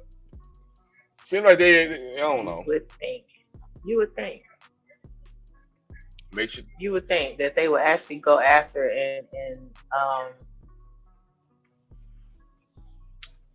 congratulate the dude that actually exposed that. Because I even give you grace. Maybe you don't know because you're not monitoring your game like that. You're a whole software company trying to just make sure you getting all the kinks and bugs and stuff out. You're not thinking about, okay, this is for kids. Everybody knows it's for kids. You're not really thinking about, oh yeah, the PDF is coming right behind that. I'll give you grace and say that because other things are on your mind. Cool. But once you know that this is an issue, why not address that issue? Why would you throw everything else in front of that issue? Because you're not fixing what's really wrong. You're trying to say, I'm going to redo the algorithm so when we hear certain words that may identify as bullying. Well, how about you check out pictures and words and stuff that picks up on other things? Because bullying is the least of our damn problems. Everybody got bullied. And again, that bullying side would kind of point, because I think about it, the sector we met from, everybody roasts each other. I mean, really, and we had to learn that because we got from somewhere. Yeah, everybody roasts each other. So when somebody come outside of the group and try to do something weird or whatever, that person might get roasted. He gonna get roasted by everybody in the chat, whatever. It's gonna be pointed out. So if somebody try to stifle that, first of all, they stifle that, and the set is gone because everybody roasts. But let's say they really kick down on certain words. What's up? I said it keeps me on my toes. Yeah. So let's say they just start cutting down like on any like sooner or later there's gonna be somebody weird that come in the midst. Like apparently that's kind of how some weird people did come in the sector. From people not saying things off topic, but that's a whole nother subject. I don't want to get there. You know, certain Easter items. You know, we want to say what that Easter items is. You know, and expose you guys. Oh, I'm sorry. What's up? I ain't saying no. Go ahead. Let's read. Because allegedly, theoretically, potentially, these PDFs Cadbury are what bring in the money on your platform. And you're too afraid to take a stand and actually boot them off of it. That's the real problem. That's the real problem. We'll do a little bit more of this. I'm not going to go through the whole 43 minutes of it. I do want to check the transcript. Let's see. Oh, let's talk about the vigilantism. Here we go. Vigilantism and how that's evolved some on Roblox over the last year or two. I want to start off by saying that both inside of Roblox, I just can't take him serious. He probably ain't did a push up in 20 years.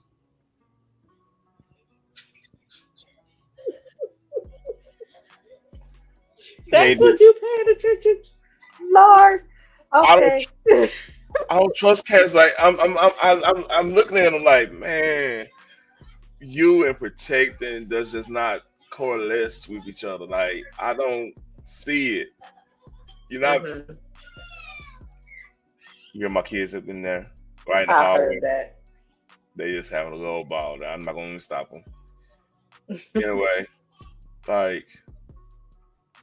I'm sorry, man. If I got protection in my vocabulary, I want to at least look like I could protect something.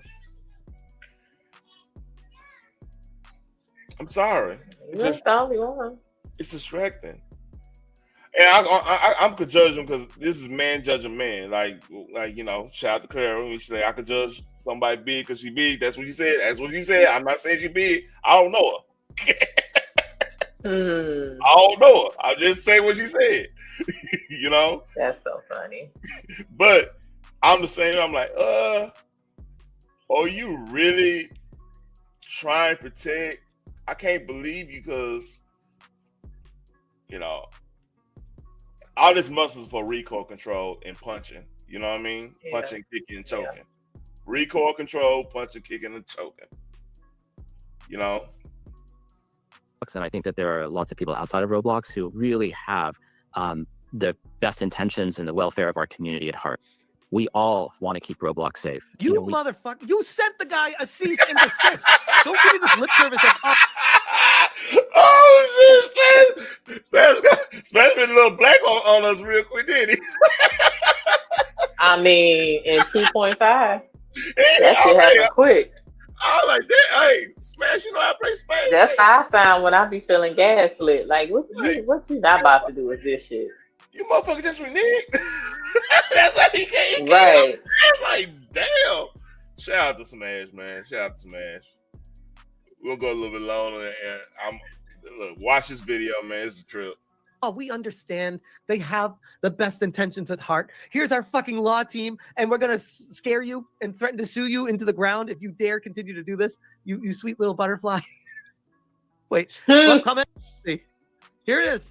How did I get 6 predators in your community arrested? Oh shit! Holy shit! That got banned. That's a dude that got banned. Roblox. David, you make GPD seem human. Holy shit! This is great.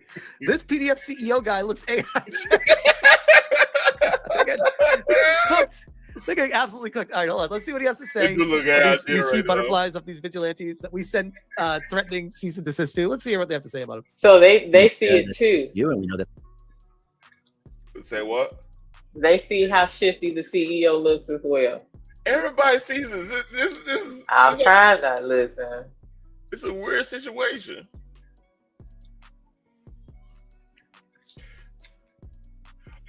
Now, you know what? The vibe I'm getting from her now, I got this position and I got power, so I'm gonna keep it to the bitter end now. That's the vibe I'm getting now. There's members of our community who feel strongly about that too. And you know what? We welcome them in part of the dialogue about how to keep Roblox safer. We welcome in the dialogue. Cease and desist. Don't come on the platform and talk anymore about us. That doesn't seem very welcoming at all. In fact, I would argue that is the complete opposite of welcoming. And we have members of the community in these vigilante groups that started off in a really good place. They started off by saying like, hey, they're reporting on issues on Roblox. They're talking about how we could do better. And, you know, we paid really careful attention. We looked at what they were saying. We looked at what they were reporting. And all of that went into our moderation system so that we could go and identify bad actors on the platform and take. Oh, my God, this is so bad. This is one of those, no, stop talking. It's getting worse. This explains why Schlepp said, then how did I get 6 predators in your community arrested if you're doing all these great things yourselves? Take them off and bad content on the platform. But then we saw something change. What we saw is that some of these groups started engaging with the community in ways that violated our policies. Oh, no.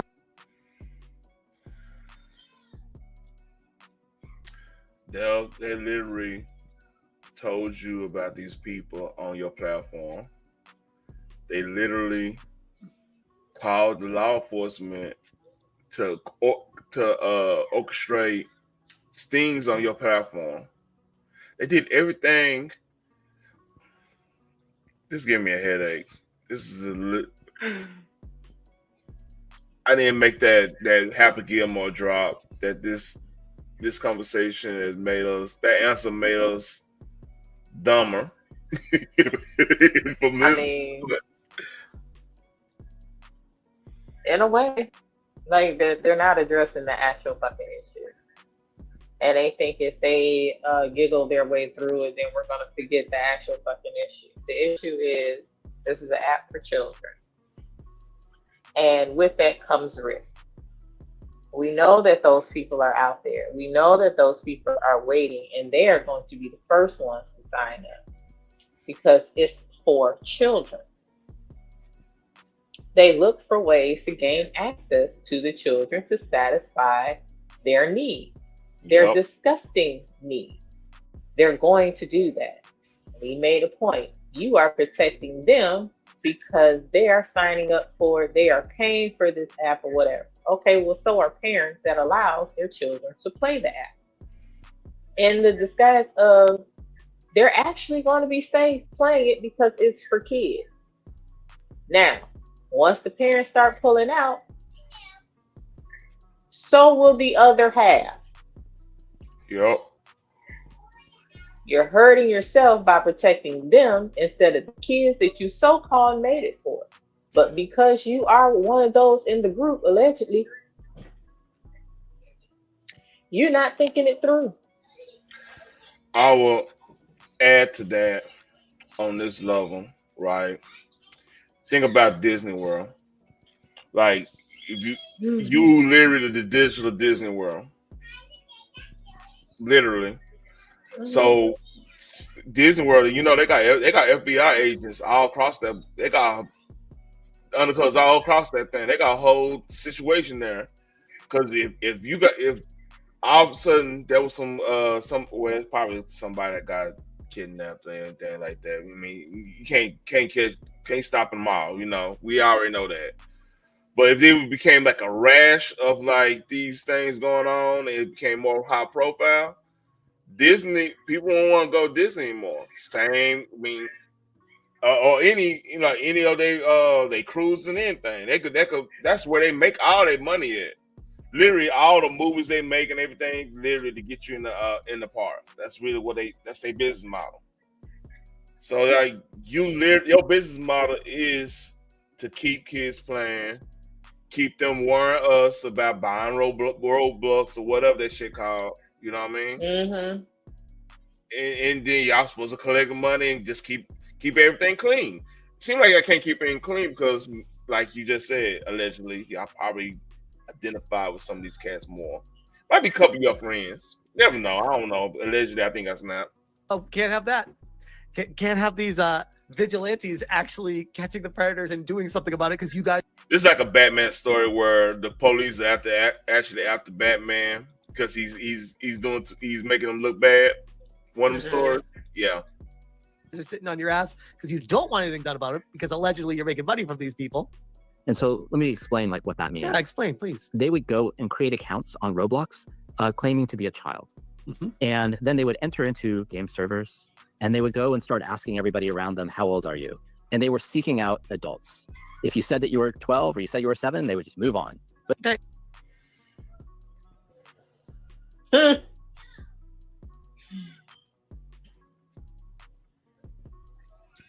Are we getting gaslit here? Are we getting gaslit here? I think I'm getting gaslit. That is so not, man. Listen, if I strike a match, the fire will start right now. I think I'm getting gaslit. I'm really feeling like to the umpteenth power. So, wouldn't that be a good thing? Finding the grown people in a kids app? Am I missing something?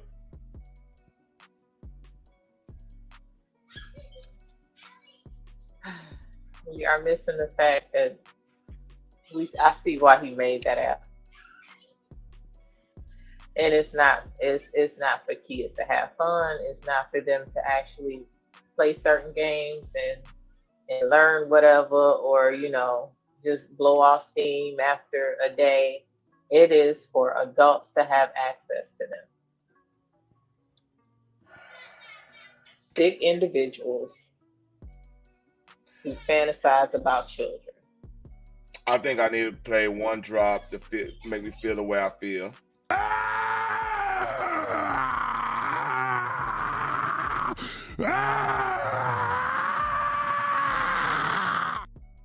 All right, that felt better.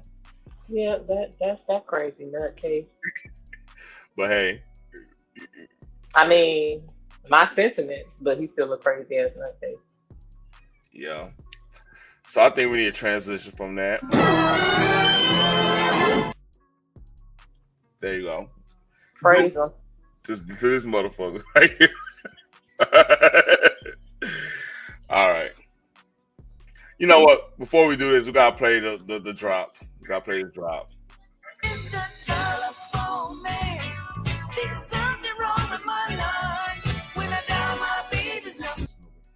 You feel me? Hold on. Yeah. Nah, I got this.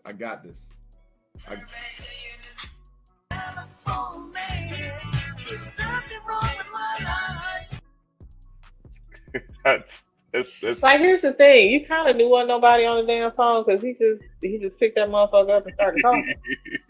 He ain't say, hey, hello, how you doing? Who this? Nothing. Like, he started talking like, yeah, no, I got this. Like, you just know what the hell they hot. Like, I don't, what? All right, dog. All right. So here we go. This is the new hustle. I don't know. It's a new drop. The new drop. I got a new program coming out for the ladies. It's called Lunch with the Doctor. You hear that? New program for you, Phoenix. You want lunch with the doctor? Look at here. I just entered a relationship. I can't even go. Damn it, I missed that. It's called Lunch with the Doctor. Darn. You make a $500 donation to FDMG Academy, ladies. $500. $500. That's all you get. You get all of him. Hey, real quick though, who the fuck paying for it? I don't know. I don't know who paying for it. I just did with my $500 donation. Fuck him. Yeah, that's crazy. A donation to FDMG Academy, and you get a free lunch with Dr. Umar. How's it free? I just paid for it. I don't know. And what? Not cool. What? Boy, goddamn. Restaurant of your choice in the state of Wilmington, Delaware. I said we got a new program called Lunch with Dr. Umar. Private lunch. Ladies, you got to donate $500 to the FDMG Academy. Private and I will take you to lunch. Private lunch, private lunch, any restaurant, but nothing nothing over $50. Well, you can spend $50. You can spend $50 at Chipotle now if you order right. That's a crazy thing. That's crazy if you think about it. I'm good. You sure? You sure? You don't want to be Again, I just entered a relationship. It's not happening. Hey, you gonna be the vice principal of the school. Again, I just entered a relationship. Darn it, I missed out. Hey, head library. I mean, come on. Yeah, he got a position for you. Restaurant You're not listening. I see this now. I'm not understanding. You are so not listening. Right, and that's cool. That's cool. You do you. But yeah, my man said no. Oh, damn. In the state of Delaware, it's called Lunch with the Doctor, and it costs you $500. You don't pay for the lunch, I pay for the lunch. Any restaurant. You don't pay for the lunch. Like a motherfucker. No, finish. You don't pay for lunch. He pay for lunch. You just give him $500. Somebody lying like they ass off in real life. I ain't got time. Ooh. Oh shit! First of all, this is not how you present.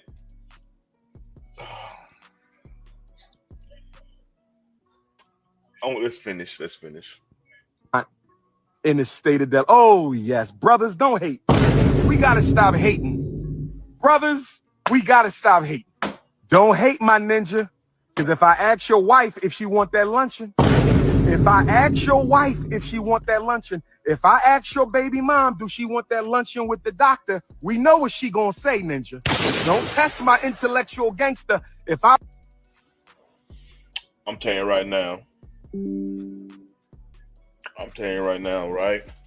If my wife come telling me she gonna Wilmington, Delaware for lunch with Dr. Umar, and don't ask any questions, I might not be where I'm at right now. I might be packing up. I'm gonna be honest with you. You feel me? I mean, we look, and you know what? I'm gonna be cold. Nah, let me shut up. Let me not go there. Let me not go there. I will say some fuck shit. Go ahead. I roll up on your girlfriend, your live-in prisoner, you call a girlfriend. If I roll up on your live-in prisoner, your romantic prisoner, you call a girlfriend who ain't. This nigga clucking. I don't like how you saying these words. His facial expressions don't look right, man. Nah, I'm gonna be like that. What's that Solid Gold album? Nah, brother, you gotta get your own. There because she want to be, she there because she got to be. If I roll up on your romantic prisoner, my brother, if I roll up on your romantic prisoner, you call a girlfriend who living with you because she got to, not because she want to. Do she want that lunch date with the doctor? If she living with somebody because she got to, not so let me get this straight. How's she gonna get the $500 fucking I dollars? believe my man who actually doing for me for a dude that want me to pay for a date. Okay, I mean, it's your world, my nigga. Go ahead. That's what you call smoke. Don't sound right to me, but again, your world. It ain't adding up. It ain't. Isn't he married? No, I don't believe he is. All right. Do your wifey want that lunch date with the doctor? I think we all know the answer to that. Me and you are not the same. I keep telling you. That's how you get your ass kicked right here. See, because now, what if they what somebody like, all right, hey, I got a couple bags. So give him a little funky $500. I want to see him. There you go. You're in the issue. Yeah, nah. I'm not paying out of pocket and then going to a private lunch that I might have to also pay for. Like, that just doesn't sound promising to me. Because he look like the type of niggas that be like, ooh, my bad, I left my wallet. Yeah, me too. You know, and he like the type of dude, right? You go to a restaurant and he criticizing everything you get into. One of them type of motherfuckers. Why you getting that? sister.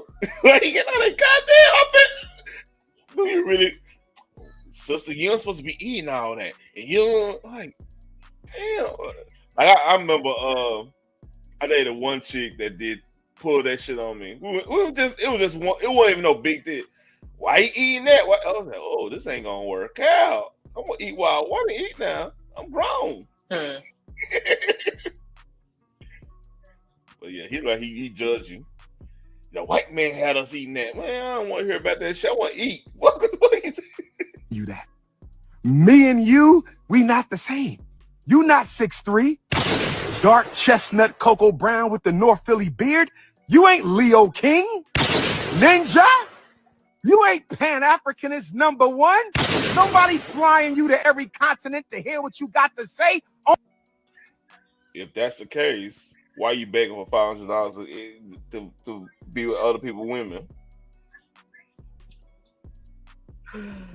Like I said, do you? Because this is sounding like I'm going down delusional island.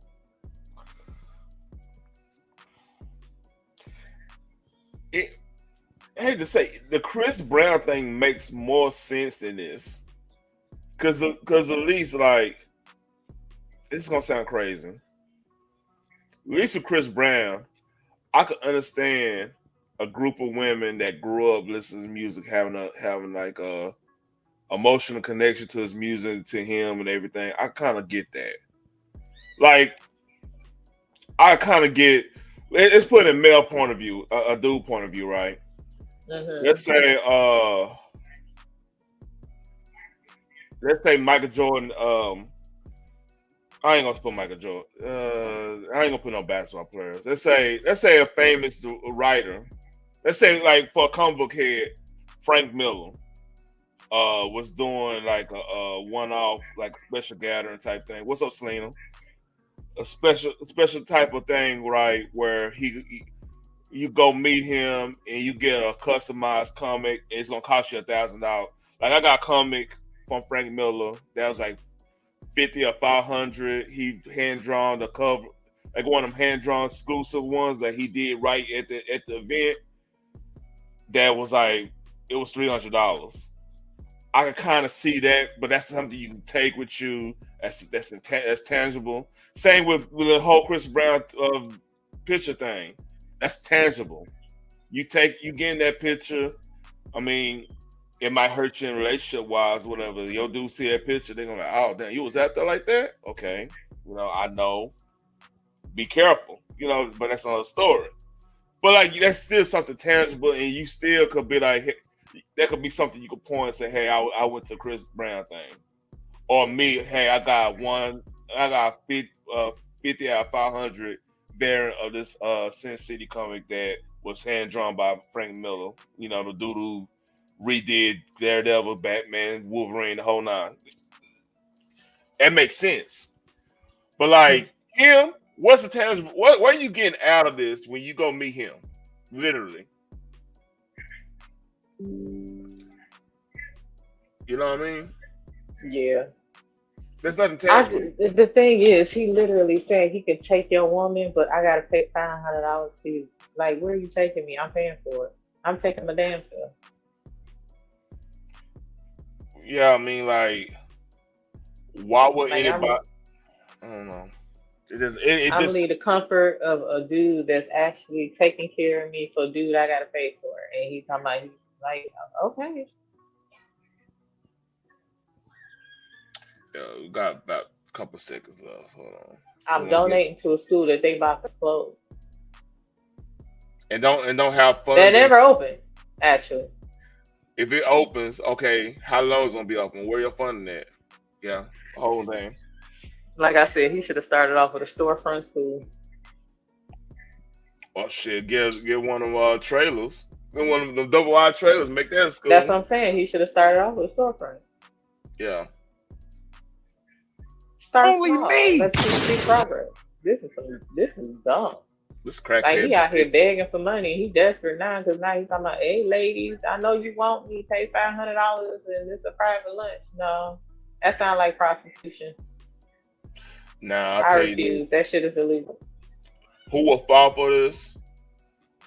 A desperate woman. I didn't. Thank you. I didn't have to say it. Thank you. Mm-hmm. I I said. Thank you. I really appreciate that. You're welcome. All right, let's read. What you got to say? Only me. Don't make me take my t-shirt off and turn into King Kong right now. Don't make me beat my chest. Don't make me beat my chest. King Kong. Stop playing. I got a new. All right. Now whoever the fuck did that shit. All right. So here's the brother from Eastwood, Fort Worth, Texas, with his knucklehead ass. But he might be right on this. I don't know. You send me this, so I'm gonna let you. Is there any time since I need to hit up before I go? Do I need to just play this and just laugh at it? We don't laugh. Play it and laugh. That's what we can do. Ah, man, I love them type of videos. Here we go. Shout out to Charles on why he was crazy. I can't stand that Negro, but he's funny sometimes. Yeah, he's a Shaq freak, He's bro. real iffy. You know, he's a Shaq freak. Yeah, he iffy, dog. Like he's shifty. Like when he be on one end 1 minute and then on the extreme end, like the extreme opposite the next. I can't keep up. Yeah, you just gotta. I'm like this. Charles, but he's funny. Charles come to the party. I'm like, all right. I gotta go. It's time to go. I'm like, do people know? Do anybody know you here? Right, like hey man, stage left. Hey man, hey man, nice to meet you. I remember you from back in the day, but nice to meet you again. I mean, congratulations, but you know what? I gotta make a move, man. I gotta go work in the morning. And he a Texas resident, right? I don't know what part of Texas yet. I won't be. I just said a Texas resident. I ain't saying which part. I said he's a Texas resident. I give That's all I'm at. I don't. Look, he cool. He cool. Where you at? Shit. Hell no, you got J Prince problem. Are you cool? Where you at? I ain't got nothing to do with that. Shit. Hell no. All right. Here we go. I need money from my people. I sold barbecue, but I never went to my people and asked for money. He's been begging. The old man Pop said the strongest man in the land is the man who wake up and don't have to ask nobody for nothing. Yep. He's still asking, so he ain't strong. That's why he won't sit down with me, man. But I challenge him any day to sit down. Our loyal supporters out there. For my loyal supporters, if you can spare a few dollars so I can take care of Queen Mother E5. That's Charleston actually said something golden. If you don't have to ask anybody outside your tribe, like it's understandable if like you asking your tribe to do something in order for movement to happen or whatever. That's different. But you asking the masses for money, like actual resources, it's gonna be weird. He got a point on that. That was a Jimmy drop. Shout out to him on that one. You got anything on that? I would say he's correct. And I see, yeah, he's right, because it's basically what the hell I said. Like, he could have started off small, get a group of kids. Hell, he could have picked a state, maybe his home state, and started off there. And use the money that he does with his engagements or, getting donations from the local neighborhood because they can see that this is what he's doing. Not necessarily from the parents, because most of the parents that he's targeting are low income. But they can also volunteer their time. Yeah. You can start off with one classroom, one teacher, like you said, a trailer or something, or like a little storefront where he's paying rent, so he's not really like breaking the bank. He can come up with a business plan as to how to grow and get investors that way and saying, this is what I plan on paying my teachers. This is what we're going to teach them. You can come drop by the school that I started and see what they are being taught. And if you know, if that's something that you agree with, whatever, feel free to donate whatever to the cause. Yep. Okay, cool. And then he could have expanded from there.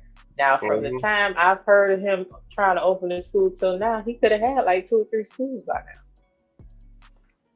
now. Amen. If his purpose was if that was his actual purpose. Yeah. It makes you think, but all right, let's read. Day in myself, I have never asked the people for $1 in my life. The lie detector determined that was a lie. Shout out to Cardi B and Megan Thee Stallion. I love both of my sisters. Hit the Cash App. All my rappers, hit the Cash App. Sean Carter, hit the Cash App. Beyonce, hit the Cash App. Ice Cube, hit the Cash App. Dr. Dre, hit the Cash App. Queen Latifah, I saw you on the show last night. Shout out to the Queen. Hit the Cash App. All black celebrities, hit the Cash App. But right now, I don't have any money because my account was frozen by my bank. Ain't no school happening. It don't take 3 years to get a school, and you got damn near $500,000. It don't take that long to get a school. There's a million things you could have done to get a school. This been coming up with every excuse on the planet. Well, my bank. What happened? Shout out that, man. Tariq, man. I remember him from the Tiny Chat days, man. Shout out to him. That was hilarious. Tariq Nasheed has been one of the first ones that I remember calling out Umar. Yep. About his scams. As well as, what's the old boy name? Dr. Boyce Watkins. Yeah, Boyce Watkins been on his ass. As well. Because he did get good donators. But the thing, like I said, if he started off small and worked his way up instead of being greedy, like even grifters play the long game, honey. Yeah. He wasn't thinking of the long game. The thing is, he could have started off small, and instead of calling them donators, saying this is an investment. This is not only an investment, for you basically to get a return, but you're investing in a community. This is something that can be done as a tax write-off. Yep. So you yawning, Negro. Yeah, man. I've been up to 4 in the morning. I did the thumbnails and stuff, trying to get this stuff together. But hey, it is what it is. What's up? I said it is what it is.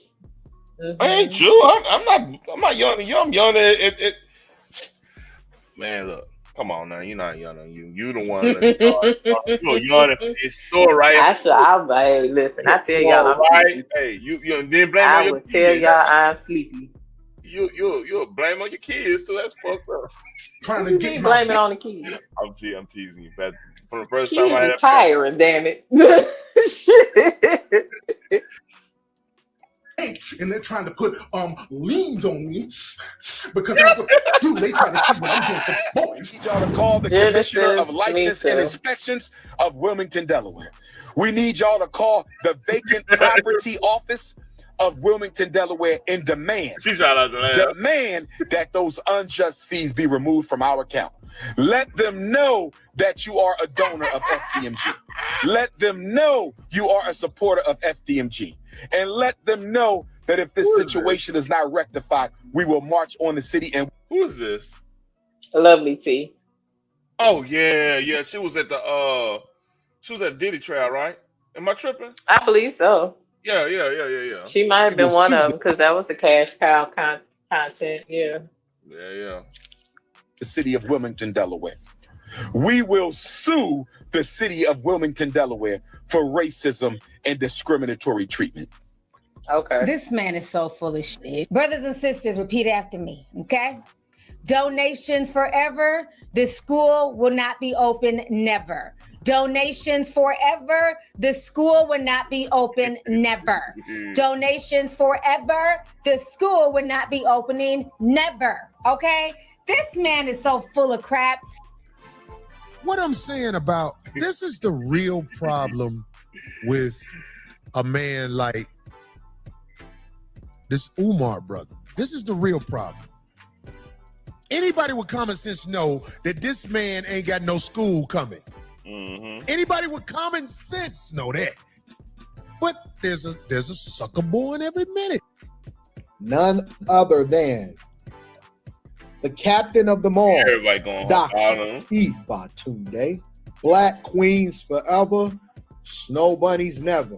I'm gonna say it again. Where my Philly Africans at? Where my Mississippi Africans? Where's my Nigerian Africans? Where The are my Negro that Brazilian always be looking tired. Who? But hey, Anton just be like, man, I'm just tired of you, that nigga. Right. He be like, I'm just tired of you. Man, you gotta be, like I said, I watch these always super pro black, but then when you question they pro blackness, I'm like, hey man, like what you think about this? You know, they snap out for you or all that. I'm like, oh, okay, there we at. You know, that's when you know it's a hustle. You know what I mean? Child. Yeah, I don't know, man. But yeah, this is sad. You know, it's a little bit, I don't want to say embarrassing, because I don't know that man, and he does not represent me. Yeah, he don't represent me. Yeah, But it is, I'll say it hits different when it's a grown man of color, and he know that we know that he doing what he doing, but yet he keep trying to act like it's not what it is. Like, okay, your accounts are frozen. Okay, the school is in foreclosure. Okay, so why am I donating $500 for a date? I mean, you need Like, you must really think I'm stupid. You need to be me a celebrity. Dog, celebrities ain't that dumb. Most of them know how to keep their money. Like, this is just dumb. Yeah. All right. My Mount Caucasus Africans, you know he was the first person on planet Earth, right? Y'all be seeing stuff saying he been raising money for 10 years. That's a damn lie. The first donation was spring of 14, St. Louis, Missouri. There was brothers. Nigga, we in 2025. This motherfucker just had 2014, and we not been. When was that video though? Like what? 2018, 2019. No one of your accounts frozen. You can't add, motherfucker.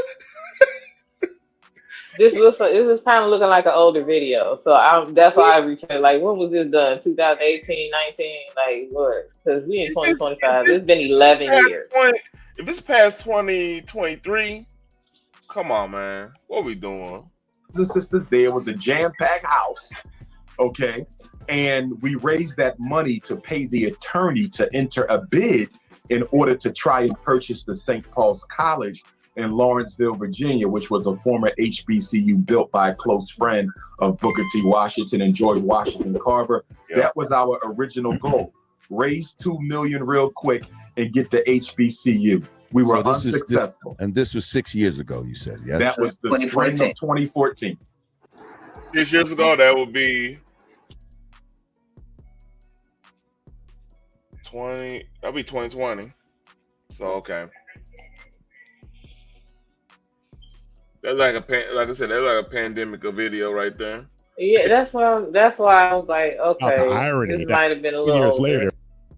Oh, I'm sorry about that. It is a compilation of different videos. And get the HBCU. We were unsuccessful. And this was 6 years ago, you said, yes? That was the spring of 2014.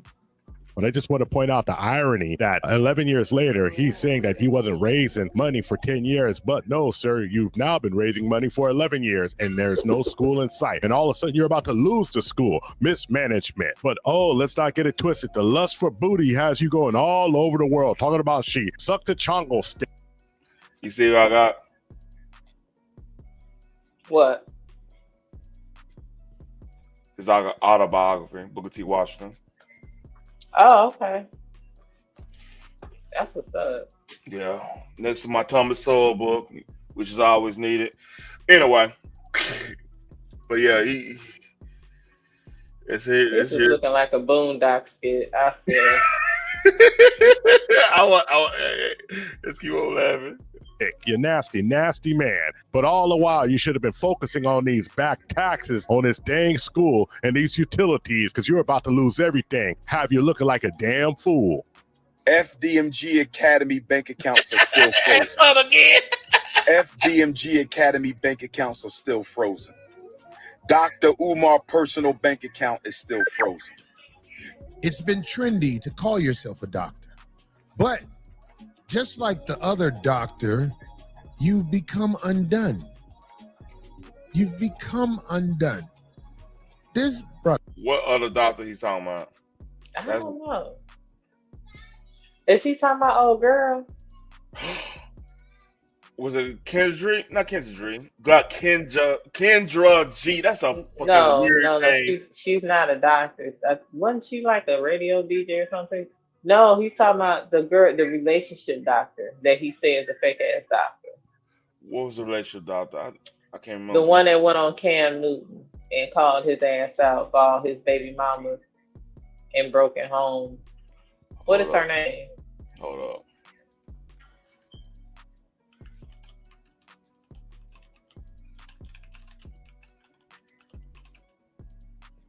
I'm thinking that's who he's talking about.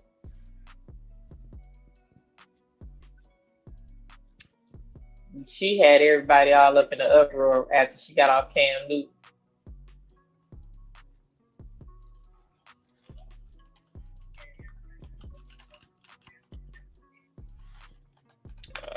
I'm looking up right now. Mm-hmm. Oh yeah, Cheyenne Bryant. That's her name. That is her name. All right. Yeah. Yeah, he went off on her. I remember that.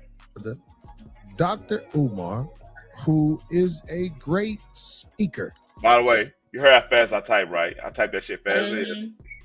Uses his speaking ability as a weapon against the lame. What is lame? What's the definition of lame, brother? Basically calling you stupid. You can do it wearing FUBU. What is the definition of lame? Craig, wrong. A person naive or socially inept. Craig, he eating chips and has shit. Been working lame. Square business. Lame man nigga, man. Square business. Family player chips. Shit, yeah, I don't like that whole nigga either. Yeah, he funky toe ass. He's not, listen, Corey ain't lying. Though he has been working folks that's not doing their research, that just they looking for something. See, because I understand like how people got hard on mega churches, but like there's an element of mega church. Like you won't become a mega church if like people are broke around you. You know what I mean? You gotta be that congregation gotta kind of glow up with this whole situation. I mean, like, if you think about like a lot of these churches that start small and blow up like that, yeah, a lot of it's generational wealth in those churches that boosted up to that point, and then they business leading. That happens like all the bigger churches.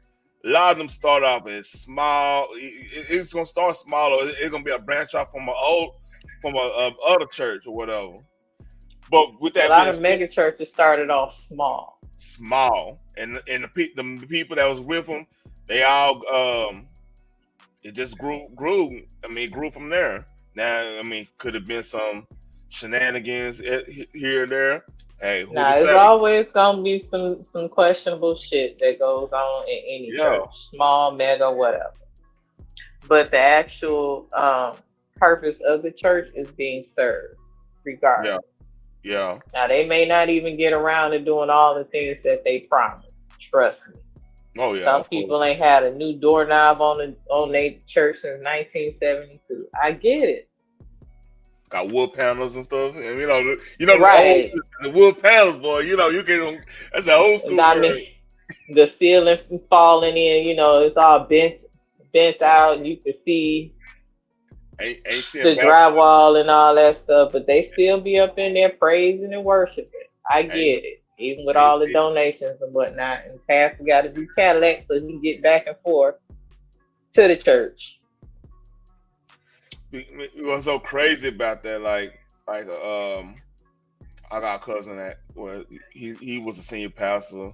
He just retired, but like everybody had Cadillac. Everybody working GM and everything down here, but so he got a Cadillac, but like everybody else got Cadillacs. Everybody legit, like the whole congregation had Cadillacs, damn near. Mm-hmm. So nobody thought nothing of it. Like we all got Cadillacs.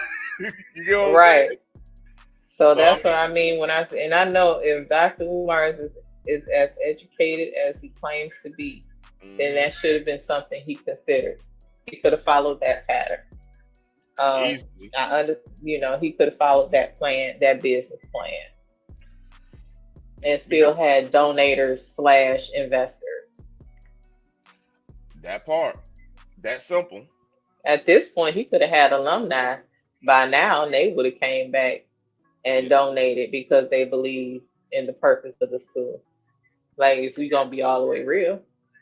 And if you look at it, like you just look at the grill, it came around the same time where a lot of there was a lot of these movements popping off. The Black Lives Matter movements, the hands up, don't shoot, all those little movements. Yeah. He grasped on. I feel like he grasped on that golden ring a little bit, because like. And a lot of people, especially when Trump won it, and then you had a segment of people like, "Oh, they're gonna do this. We gotta be," you had that type out there. We found out nothing really happened, but they still felt that type of way. That's a whole nother subject. But like, just in general, like, this is what happens when. And the thing is, ain't no different than what I ain't gonna go there. I'm not gonna go there. I almost went somewhere. I'll go. Fuck it. It's no different than what. Yeah, some of the other groups, other thing did. Play with people money. For you know what I mean? Yeah. That's another story. Long time. You ever notice how Umar Johnson has like 5 grand openings for the same school? It's like watching a rerun, except he keeps asking for more money. Queen Latifah, I saw you on the show last night. Shout out to the Queen. Hit the Cash App. We did it, family. We here. Hit the Cash App. Why you saying like that, man? I'm trying to figure that out. And what's up with all these? I don't like the fact that you're trying to like call people out for their money, and they see that you are not doing what you're supposed to do. Like, he would have had a lot more donors and investors by now. A lot more. Another thing too, because nothing says I want to give my money away after seeing results. Like, if you was going to get investors too, when you have like a plan, when you have your people come, you should have lawyers. Everybody, it should be like a lawyer. I ain't gonna say financial advisor, but like, well, you should have like a trustee or something, right? Am I tripping? No. Yeah, have them go. You popular, have them go on your behalf. Then like somebody, you mean you? That's how they connect, because it's not necessarily you're not going to Beyonce to tell her you need to give me money. You going to her. You going to a trustee, you going to somebody, a lawyer, something like that, or Right, and then they'll decide whether or not it's a good investment idea. Yeah. And But the thing is, like I said, he could have been using his money. So then that shows the investors that you're willing to risk certain things to get your goal accomplished. Like even with, like I said, back to the storefront churches. He could have started off that way, and guess what? A lot of folks that started off in the church, they were sleeping in the back of the church. They didn't have a house because they believed that their church was going to grow and everything else was going to follow. These are people who were called to do certain things. So they knew they had to make certain sacrifices. So He could have been sleeping in a damn trailer. He could have easily did this. And this is the easiest way to get money together, right? He could have got, what's the non-profit charitable organization name, right? Mm-hmm. What's that fucking thing called? That it's a designated number. 611.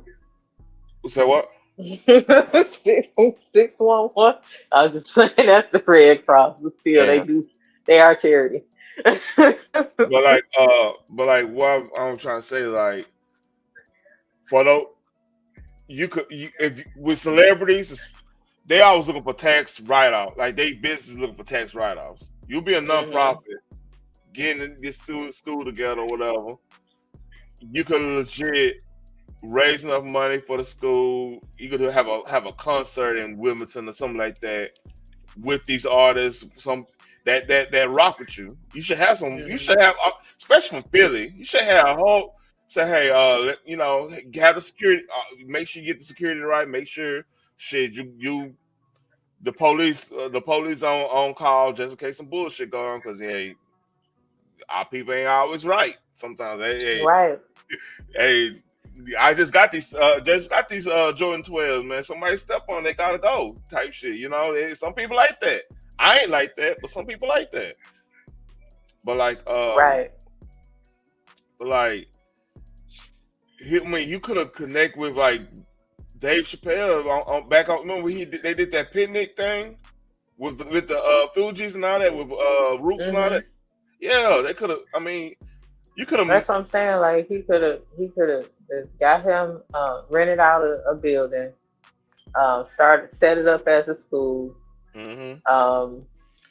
That's first thing. Daycares do it every day. B. I'm just saying. Yeah, first thing first, you had to get started. You had to get a staff together. Even if he did the business plan and got the donation from Tariq and Boyce Watkins, he could have used that money to rent out a building and started off with a few students so they could see where their money was going. Yep.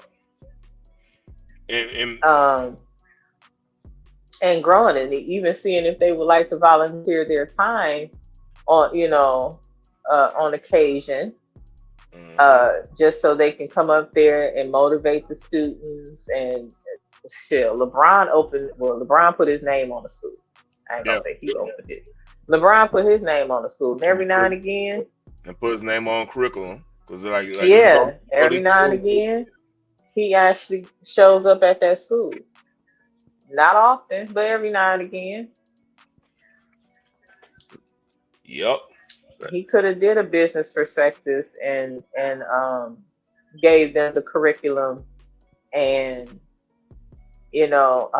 recorded certain, not putting the kids out there like that, but recorded the lesson plan, the lessons that the teacher was teaching and allowing them to see where their money was going and what's being poured into the kids.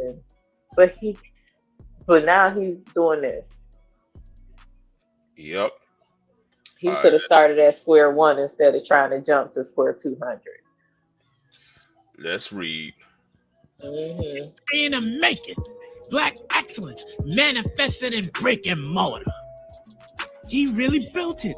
I told y'all to trust the process. You are standing on sacred Pan-African ground. The Frederick Douglass Marcus Garvey RB&G International Academy for Revolutionary Black Boys. Oh, shit. You don't do any of that stuff when you run around doing podcasts. Now I don't have a problem with doing a podcast. There are a few podcasts I will absolutely do, but he's on TV. He's doing something all the time. That's a good point. That's a very good point.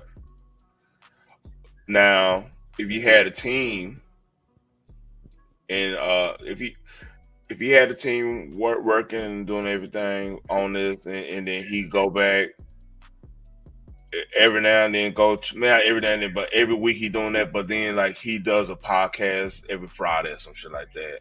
Yeah. That, like, I don't do, my schedule does not dictate me doing a live stream every day. I would love to do a live stream every day, but my work, family, I'm trying to balance that out. I couldn't imagine trying to build a goddamn school or any type of business with my workload right now. It'd be anything other than me. It wouldn't be where it needs to be at because I want to have time to put all my energy in that. You know what I mean? Yeah. Like, you gotta have people in some cases. Like, schools is fucking complicated, man. Like, it's different type of insurances that last my check. Yeah, I mean, look at the price thing. Look at all this. They got licensing, legal shit, technology. Like, you gotta have.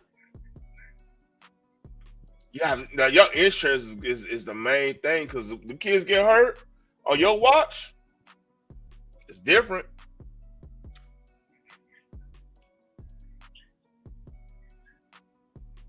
He's sitting up there waiting on more money to open the school as opposed to already having something tangible.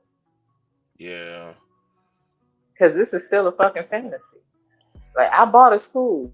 Okay, well, it needs all kind of fucking renovation. If you'd have started off small and worked your way up, you could have also found a school in Delaware and did the renovations, because again, you'd have had people that believed in the dream, because it's no longer a dream. They could see what's going on and they would put their money toward what they believe. You fucked that up. And here's another element, right? A lot of like charter schools, it's mostly public-private joint venture. You know what I mean? And because the private sector, they get tax breaks for donating and providing help with the curriculum of things they need. And I'm pretty sure, I might be butchering this, Selena and Mel and all of them, they could really break this down different. But from where I talk to my family members as teachers, that's where it was explained to me. That's why most charters are free, because it's a joint venture between the public and private sector. You know what I mean? Yeah. So, like, my point is, like, okay, you didn't try to get hold of any business owners that might be, you know, because this could be that's a tax write-off if you got a nonprofit. I mean, I don't know. Maybe I'm thinking about this too differently, and maybe it's just a scam. I don't know. Allegedly, I think I snapped. Let's read. He's always on somebody's show. He's always in another country. He's always at an event. When you're doing something that has never been done, you better sit down somewhere and shut up and figure it out. I told y'all Umar was half crazy when he went on Joe Budden's pod. At the end of the pod, he listed 20 things that he was about to do. I'm going to have a women's conference, a kids conference, a journalism conference. I'm going to have a conference for relationship. I'm going to have a conference for people who like peanut butter. I said, did y'all hear this? This man listed out 10 different kinds of conferences that he's going to have. Why am I listening about relationships from a man that's not married?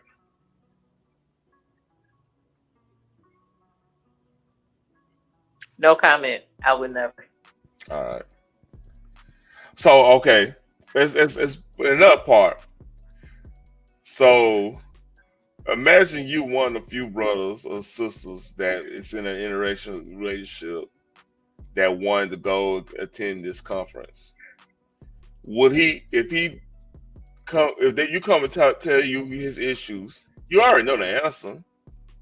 You know what I mean? Yeah.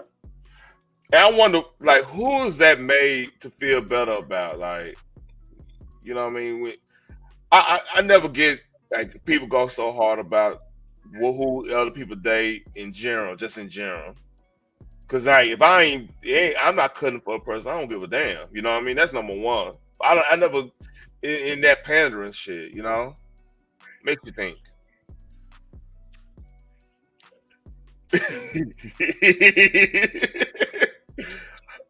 Makes you think. Things to make you go, I need to make that drop too. Things to make you go, I said, do you understand how hard it is to put on one conference? But that's what happens when you're not a real leader and you just sitting around playing dolls. Never. Donations forever. The school will not be open. Never. Donations forever. The school will not be opening. Never. Okay? Like savages. Oh, I say it again. You've been had, been took, you've been hoodwinked, been astray. Run on. I must say this. I don't feel like Spike Lee. This is Spike Lee's greatest movie right here. Yeah. Yeah. Cause like, goddamn, I was ready to march after watching this. I was like, goddamn, where the march at? Shit, goddamn, we gotta be in formation. Shit, goddamn it. Because I mean, like with the lady's suggestion of a podcast, that he is on other people's shows, and he has said on record that people found out about him same way Tyler Perry was found out through bootlegging. But he said other folks was recording him and posting his videos on social media like Facebook or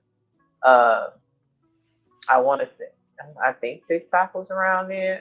I kind of want to say that, but I'm not sure. I don't think it was. It might be Snapchat. Like Facebook, YouTube, and all that stuff. And he said they were high, you know, they got a lot of views.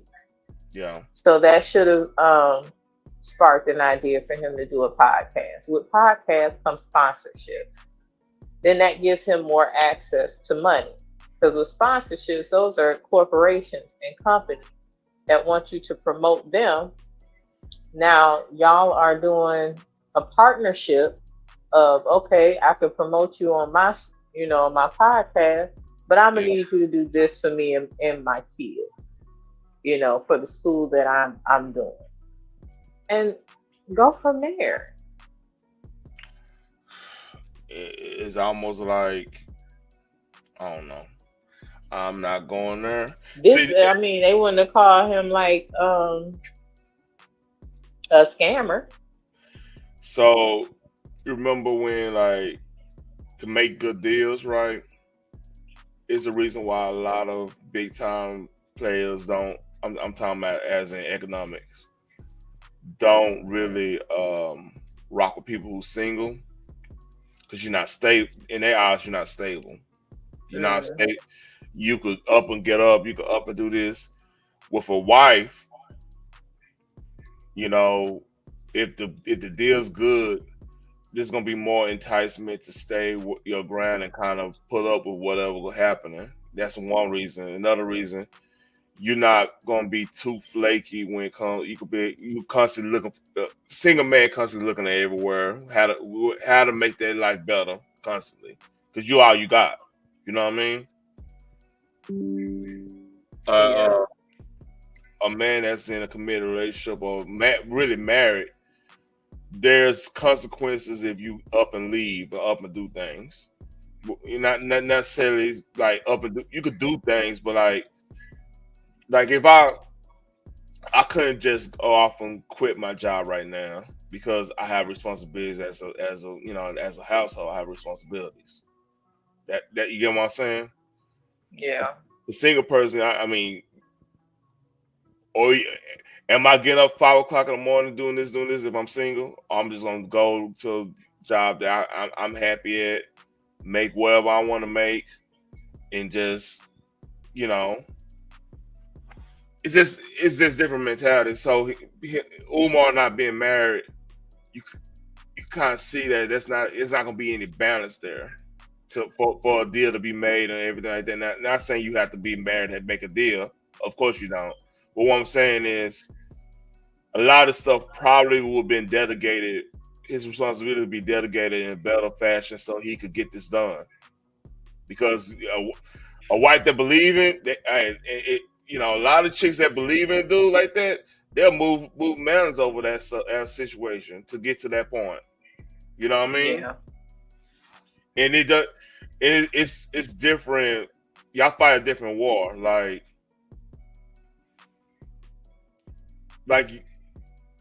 if I'm doing a business deal, right? I know my wife's strengths. I know where she could work the whole angle on on the opposite wife or the whatever. We could work together to get this done. If that makes sense. Like if that wife, if the dude I'm trying to get a deal with, his wife doesn't know how to make, let's say, doesn't know how to make banana pudding like the southern way, my wife would tell her, well, that's a connection there, potentially. Like, hey, I could teach you how to do that. Hey, this is what we do. Or this, or she into because like my wife got, for vice versa, she got some type of deal going on. And because my wife she's in business world too, whatever. She got a deal going on, and she need me to come help talk to the dude. Hey, I'll go in there and talk. We can talk sports. We can talk, if he a nerd, we can talk nerd shit. If he into cars, I can talk car shit. I could bring something in that conversation. If he a bourbon dude, hey, I got this blend gold label right here. Let's go back here and sip and smoke a cigar. Let the lady, let them talk whatever they gotta do. Whatever. Let's go make it do.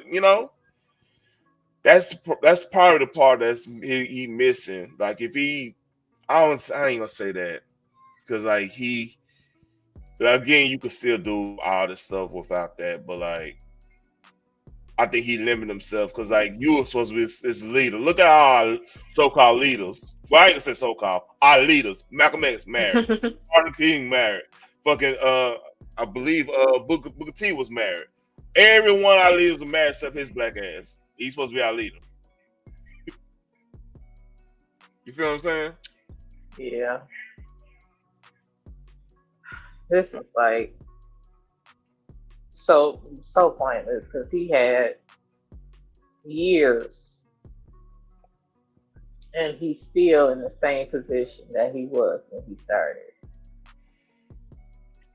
The only difference is he supposedly spent money on an empty shell of a building that's not helping him at all.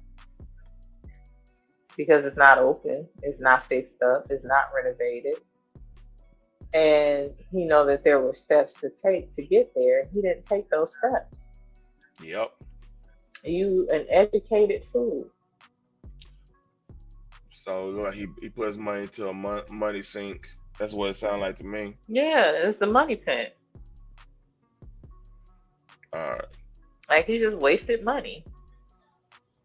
All right, let's finish this. We almost done it. Do I have anything else? Hold up. Janae Bree. Oh, I had something funny. I got some quick hits to go through after this. Come on. Imagine being able to build anything just by thinking about it. Meet Base 44.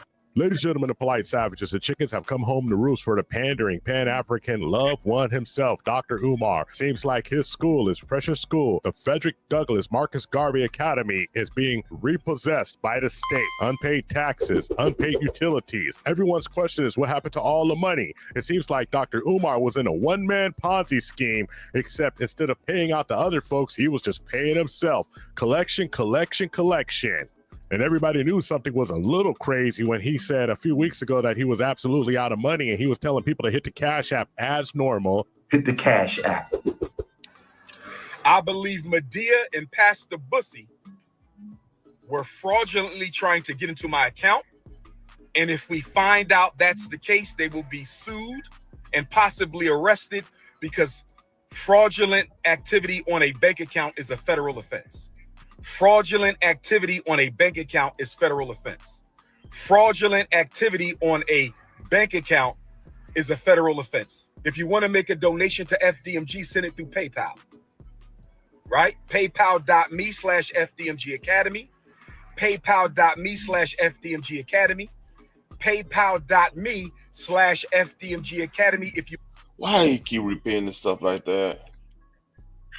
Jesus Christ, he think he playing with somebody's mind. Yeah, I did get a doctorate in psychology or something like that.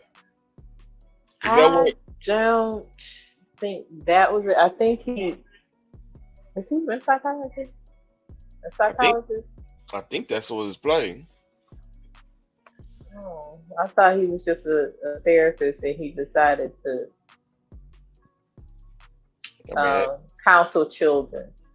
And then see, I think that's the biggest disappointment is the fact that if he was in the school system and seeing these things go on and wanting to make a change and do something different to, with the community and actually help out,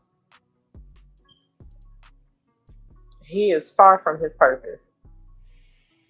He has veered off into, I see these desperate women and single mothers and I can just, sell them empty dreams and, be all up in their drawers.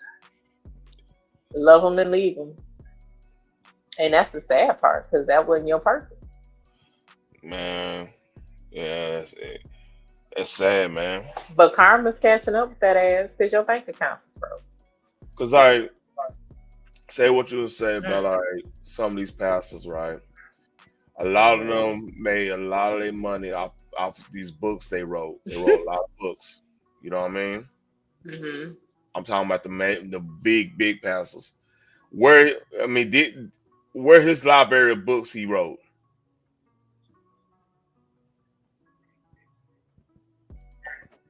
Matter of fact, let me. Don't let me. He wrote books. I'm on. I need to know. Hold on.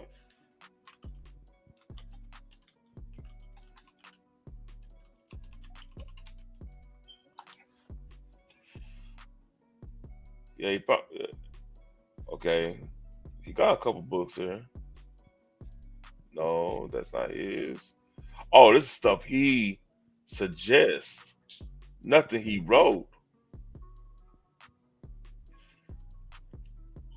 So basically, he got on Amazon. He got like books Dr. Umar. Dr. Umar suggests. Because a lot about, let's see, Willie Lynch, of course. Because we gotta remember we were a slave. We gotta remember that. That's not dismissive there. I'm sorry.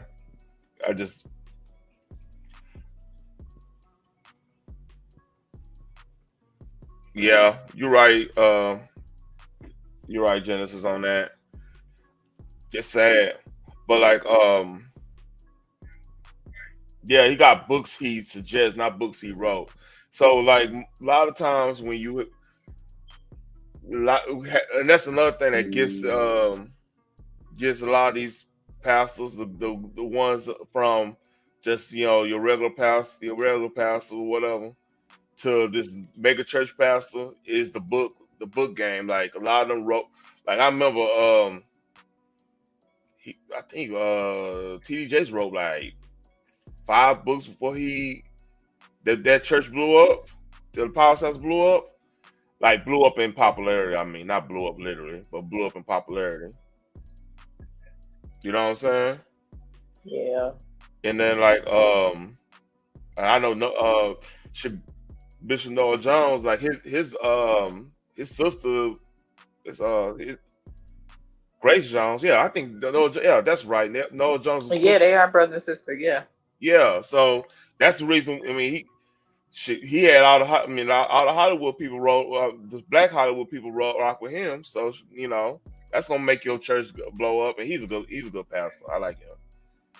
Like a lot of times I went to would go to one of the services he was in. I learned something from him, something I didn't know. It made me go read up on stuff. You know what I mean? Yeah. But like Umar, like you don't got no books out. You got suggestions, but you got no books that you actually wrote and give your philosophy No. in. Because like that's another thing that will gather So many people. markets he could have covered. So many markets he could have Yeah. covered. And he could have, like I said, he could have been like he stunted his own growth by mishandling the money, as well as he's cheating the kids out of the education he's been promising them, all for money and banging single mamas. At least I think most of them were single. Not accused of slavery. I've never heard that though. I haven't heard that. That's allegedly right there. I don't know. We don't know about that one. But like, he should real shit. If you trying to change make a movement, you should have at the time frame he been in the game. He been around here. We've been seeing him in the public eye since what 2011, 2012, around that range. Yeah, somewhere from there. So yeah, you should be having you should have 10 books out right now that people would have actually learned from. Yeah, you should you could have legit, architect how all the movements that was. I mean, you had that position.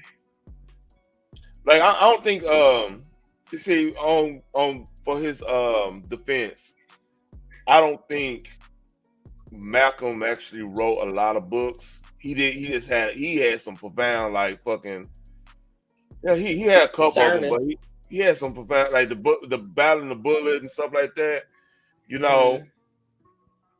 And the post Malcolm is that's a different beast there. Like that should be studied.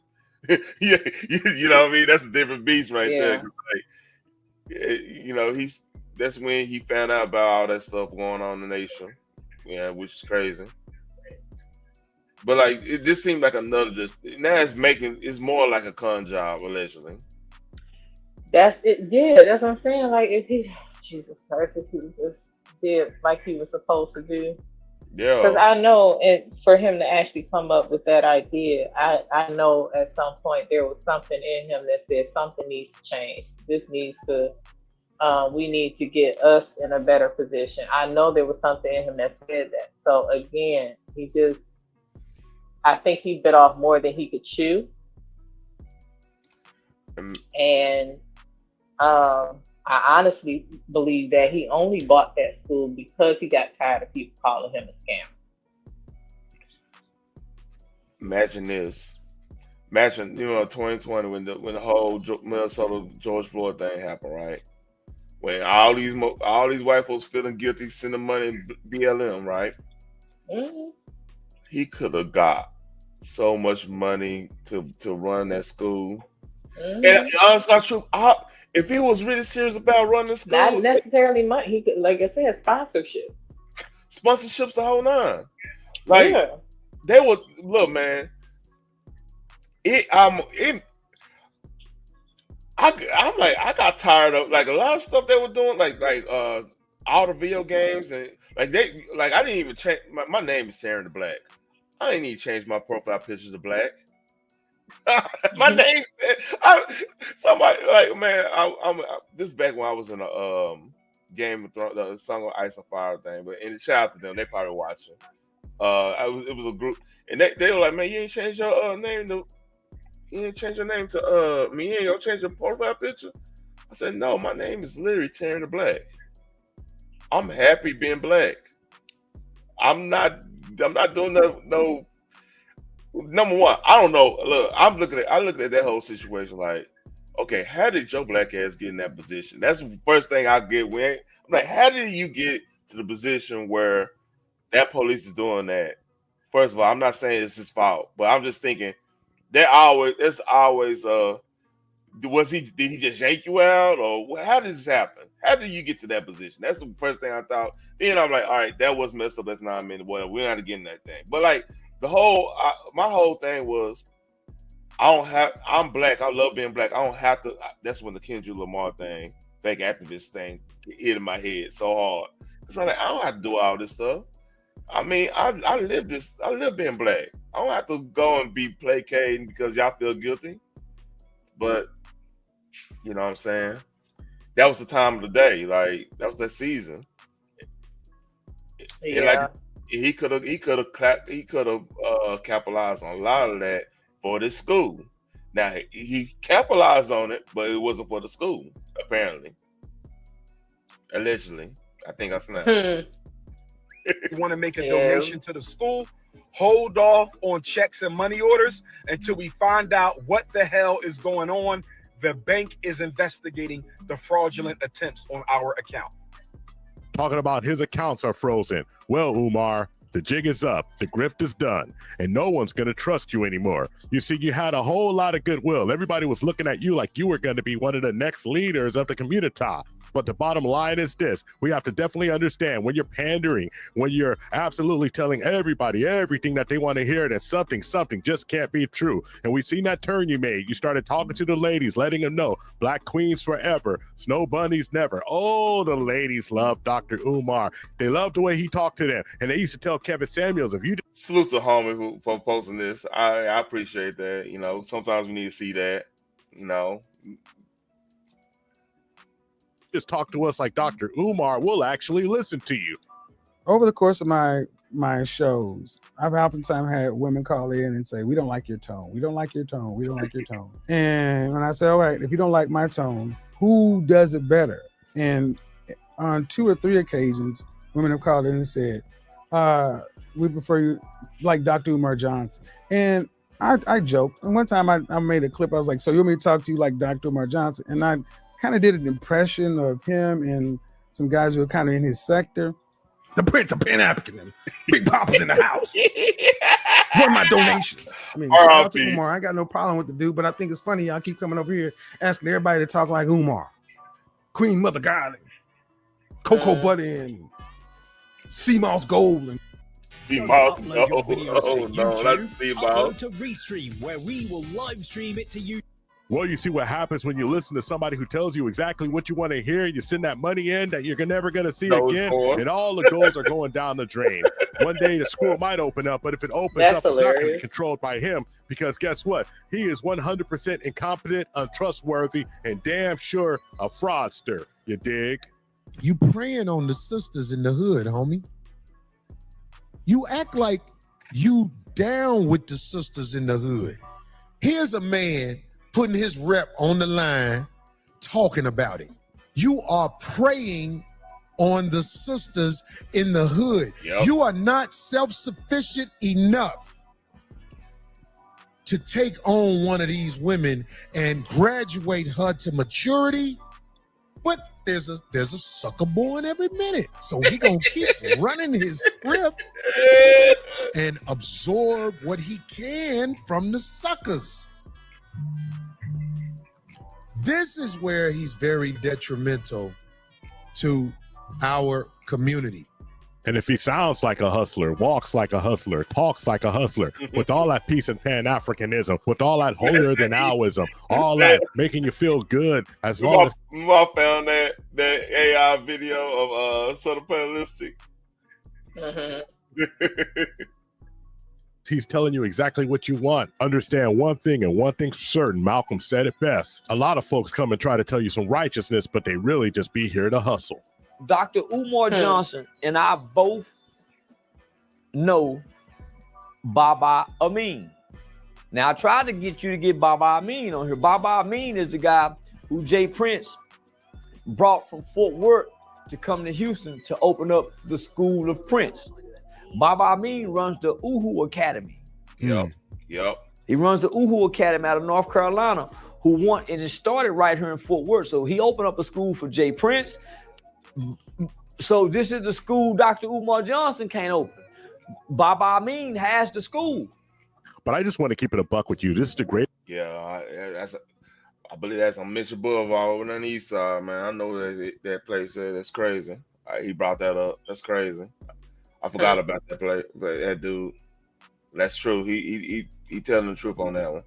Issue that we have here. You see, every time somebody tries to get behind somebody, that person turns around and defrauds them because we don't check their credentials. We don't check up on them. We don't ask questions like exactly what are you doing? We don't hold them accountable. Nobody called the police on him and said, where are our donations going? A lot of things he did was absolutely fraud. It's fraud. If he doesn't use the money donation wise, what he's supposed to use it for, if he doesn't have a ledger, if he can't show you exactly where the money's going, then guess what? He is defrauding everybody who gave him any money. Wake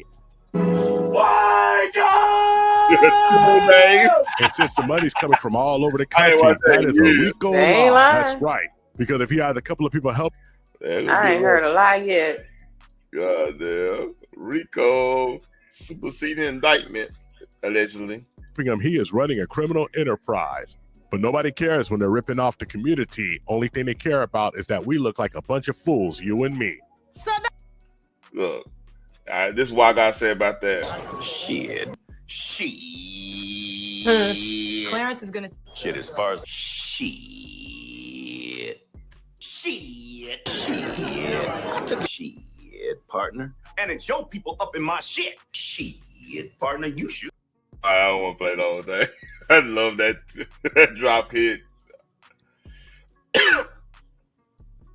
Umar Johnson has been out here begging and carrying on. Came out here and tried to blame a black woman that he solicited on the internet to help him book a show and use her to take care of his mama that lives, gets government assistance and shit. And a nasty, I mean, the interview was just horrible, okay? She told us that he was having financial issues, okay? And a lot of y'all tried to tell y'all called him a D and all that stuff, but she came through with some valuable information. She said that he didn't have no money. This is how things went. She gave us the rundown. Stuff I've been telling y'all for years, but y'all tell me, ease up on Umar. He's the good one. Spit on that. Listen, I get my. Tasha was vindicated on that one. She fucked over the Cardi B thing. Well, Cardi B got on her ass, but you know what I mean. She played that hand a little wrong there, but like Umar, she right about that.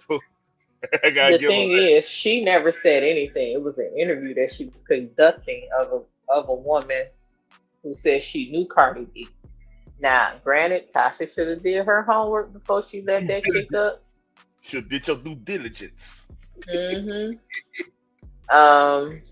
lot of the other content creators that she was cool with and ended up beefing with fell out over that shit because they was like, girl, it can't always be about the content because that bitch she gonna fuck you up.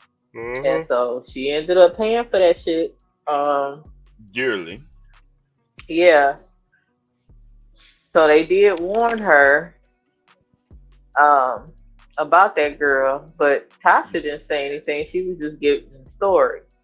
The girl that was actually making the claim, if you notice, was never in the lawsuit. I thought it was more said in this interview. Maybe I got some wrong information. I'm not gonna argue on that one. So that's tricky. So it's an interview where old girl probably didn't have all her facts in a row. So why they not? How did Tasha? How would she be found? Tasha allowed her to use the platform, so therefore Tasha is the one that got sued at the end of the day. It wasn't the girl that actually made these claims on Cardi B.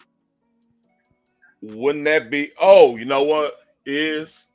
If she doesn't do like a disclaimer, like you know how like. Well, I know she says allegedly. I'm just not sure she did it during that particular interview. Yeah, you gotta do disclaimers.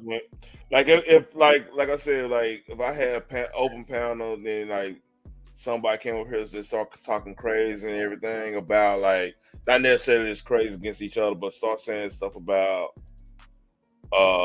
government and this and that. I think legally I have to be like, hey, the views this person have isn't my views or whatever. Like if I'm conducting like an interview or something, they just start saying crazy things and everything. I think but it's a fine line because like technically that just depends on what judge she had, because technically that judge could have been like, hey, you know what I'm saying, Section 230. Yeah. But I don't know that is a part of like interviews, because like how can you be held accountable for what somebody else say unless you unless you didn't put some type of disclaimer on it. That might be what got them. It still wasn't her words though. Because if that was the case, there would be a lot of news outlets that would be sued because they just reporting the news or having somebody saying certain things. That's matter of fact. They don't say allegedly. A lot of times they will say source. A source said it, or they'll have No, I'm some saying type of, if the person that's on not the actual news station saying that stuff, they will say allegedly. But what I'm saying is if they stop somebody on the street or interview a witness, then the witness is not saying allegedly. That's their testimony then. Right. So the same can be said that was done on Tasha's platform. Like I said, the girl that was actually saying these things was nowhere in the lawsuit. She sued Tasha. Tasha wasn't saying these things because she didn't know. But let's read. She didn't bet. That's cool. Like I said a decade ago, I said this school it's not going to happen. It's just not going to happen. Umar needs a 9 to 5. He need a white. Everybody know that white go get it and come back with it. You know how to put some smacking down. That's why I say white is right. And I'm talking about Charleston White. That's why I tell him all that preaching about don't sleep with a white woman. Do you think a white woman will have her king? Just this one nigga crazy. more screenshot, and this SOP is finally done. That's a psychologist with a doctor in front of his name, out begging before the world, looking like he ain't bathed in a few days. FDMG. He does have a point. I don't think anyone. Honestly, that's true. You got doctor in your name and you all this and all that. I don't think any woman is gonna have you out there looking fucked up because because like that's a status thing, right? You know what I mean? Yeah. If I call myself doctor, everybody that off top demands some type of like respect, notoriety, the whole it comes with something. So yeah, no woman in my life is gonna be like, nah, they're gonna look. I go at the house looking for, hey, you're a doctor, remember? What are you doing? Man, I just want to wear some J's. No, you don't wear J's. You're a doctor. What are you wearing J's for? Yeah. So yeah, Charleston White got a point on that, but like I know what he's saying, the white woman thing just to fuck with Umar, Dr. Umar. Yeah, that was wild, but yeah, I get it. I get what he was trying to say. Yeah. Academy bank accounts are still frozen. FDMG Academy bank accounts are still frozen. Dr. Umar personal bank account is still frozen. Dr. Umar personal bank account is still frozen. Brothers and sisters, we are fighting this war against FDMG and Dr. Umar Ifatunde. We are fighting this war against FDMG and Dr. Umar Ifatunde. Something ain't right.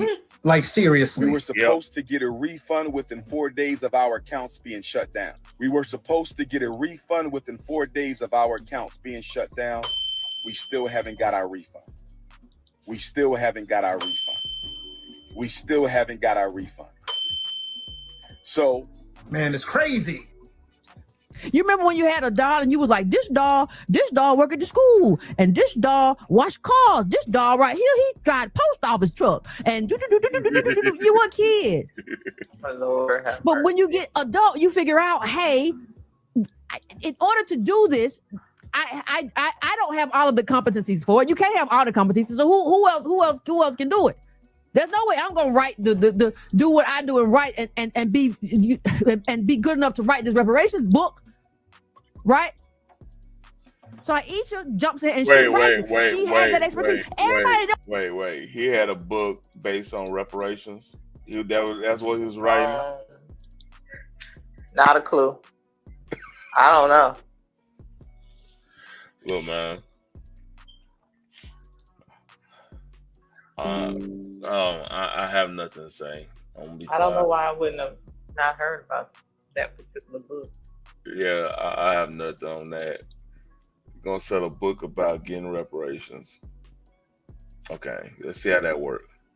Don't have everything, but if you don't sit down, if you can't sit down and be still with yourself and deal with your own disorder, you can't help nobody else. I like her.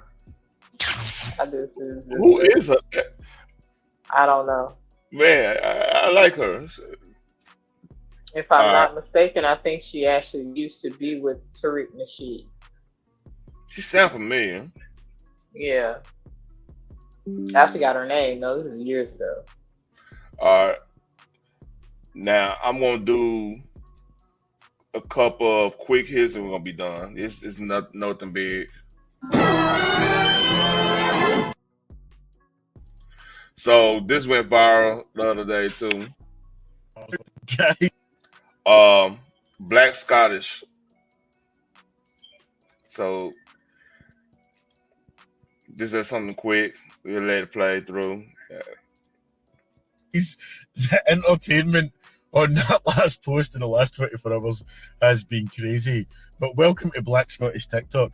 I'm a slow down so that y'all can understand me. My new transatlantic followers are having a hard time following along. At least that's what they're saying in the comments. So let me answer some frequently asked questions. Number one, yes, I am black. Yes, I am Scottish. I am not Sassenach. I am not Irish. I am not Welsh. 43 years born and raised in Scotland. 100% Scotch beef right here. Anyway, I'm not sure how this got to America, me complaining about the weather. But welcome. Black Scottish TikTok isn't just me either. There's a number of Black Scottish creators. So I'm going to tag some. You can blow up their comment section as well because the love from the US has been crazy. I'm going to accept Black Jamie. I've never actually seen Outlander. Don't cancel me for that. But if Book Talk decide I'm Black Jamie, the film rights, the book deals, I'll take them all. One thing I will ask, if you're looking for audiobooks, I'll read any story for the right price. That's great. Drop your price in the comments. I'll read the Gruffalo and you can record that and use that as a bedtime story. But I hope everyone has a great day.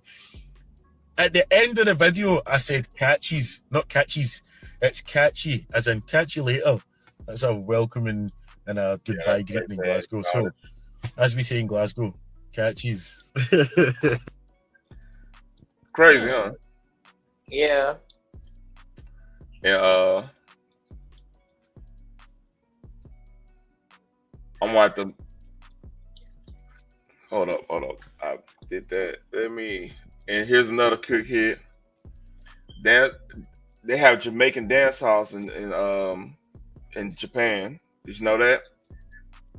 Yep. One thing about the Asians, honey, they copy the fuck out of our culture. They hate us. And we do the same thing. Look at all the anime. These brothers look at anime. So it's a give and take right there. So yeah. Not sure anime actually can. I mean, I'm not actually sure they completely own anime. If you know what I'm saying. Because they saying martial arts started there. No, it started with us. Yeah, it started. Yeah. So.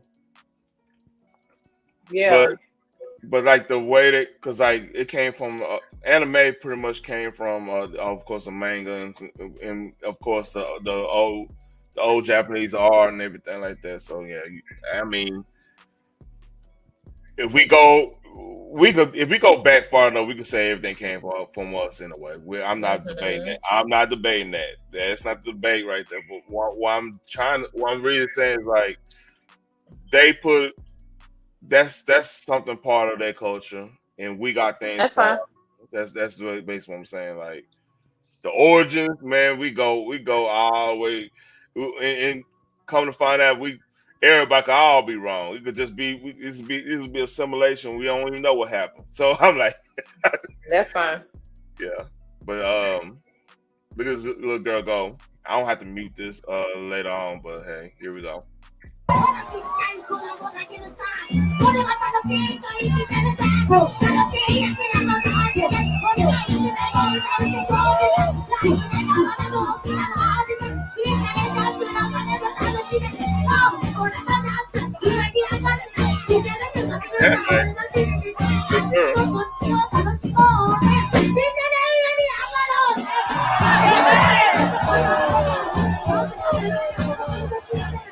All right, what do you think about that?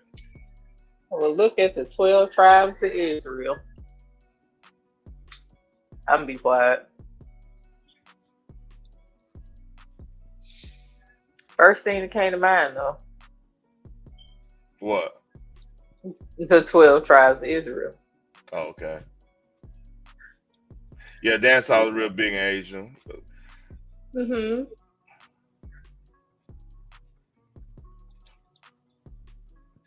Yes, it is. So is afros. Apparently, the process for them to get an afro is ridiculous. Mm-hmm. I'm surprised I'm seeing a lot of tattoos. Like, hey, Japanese are real funny about tattoos. Not really. You sure? They've always been into body art.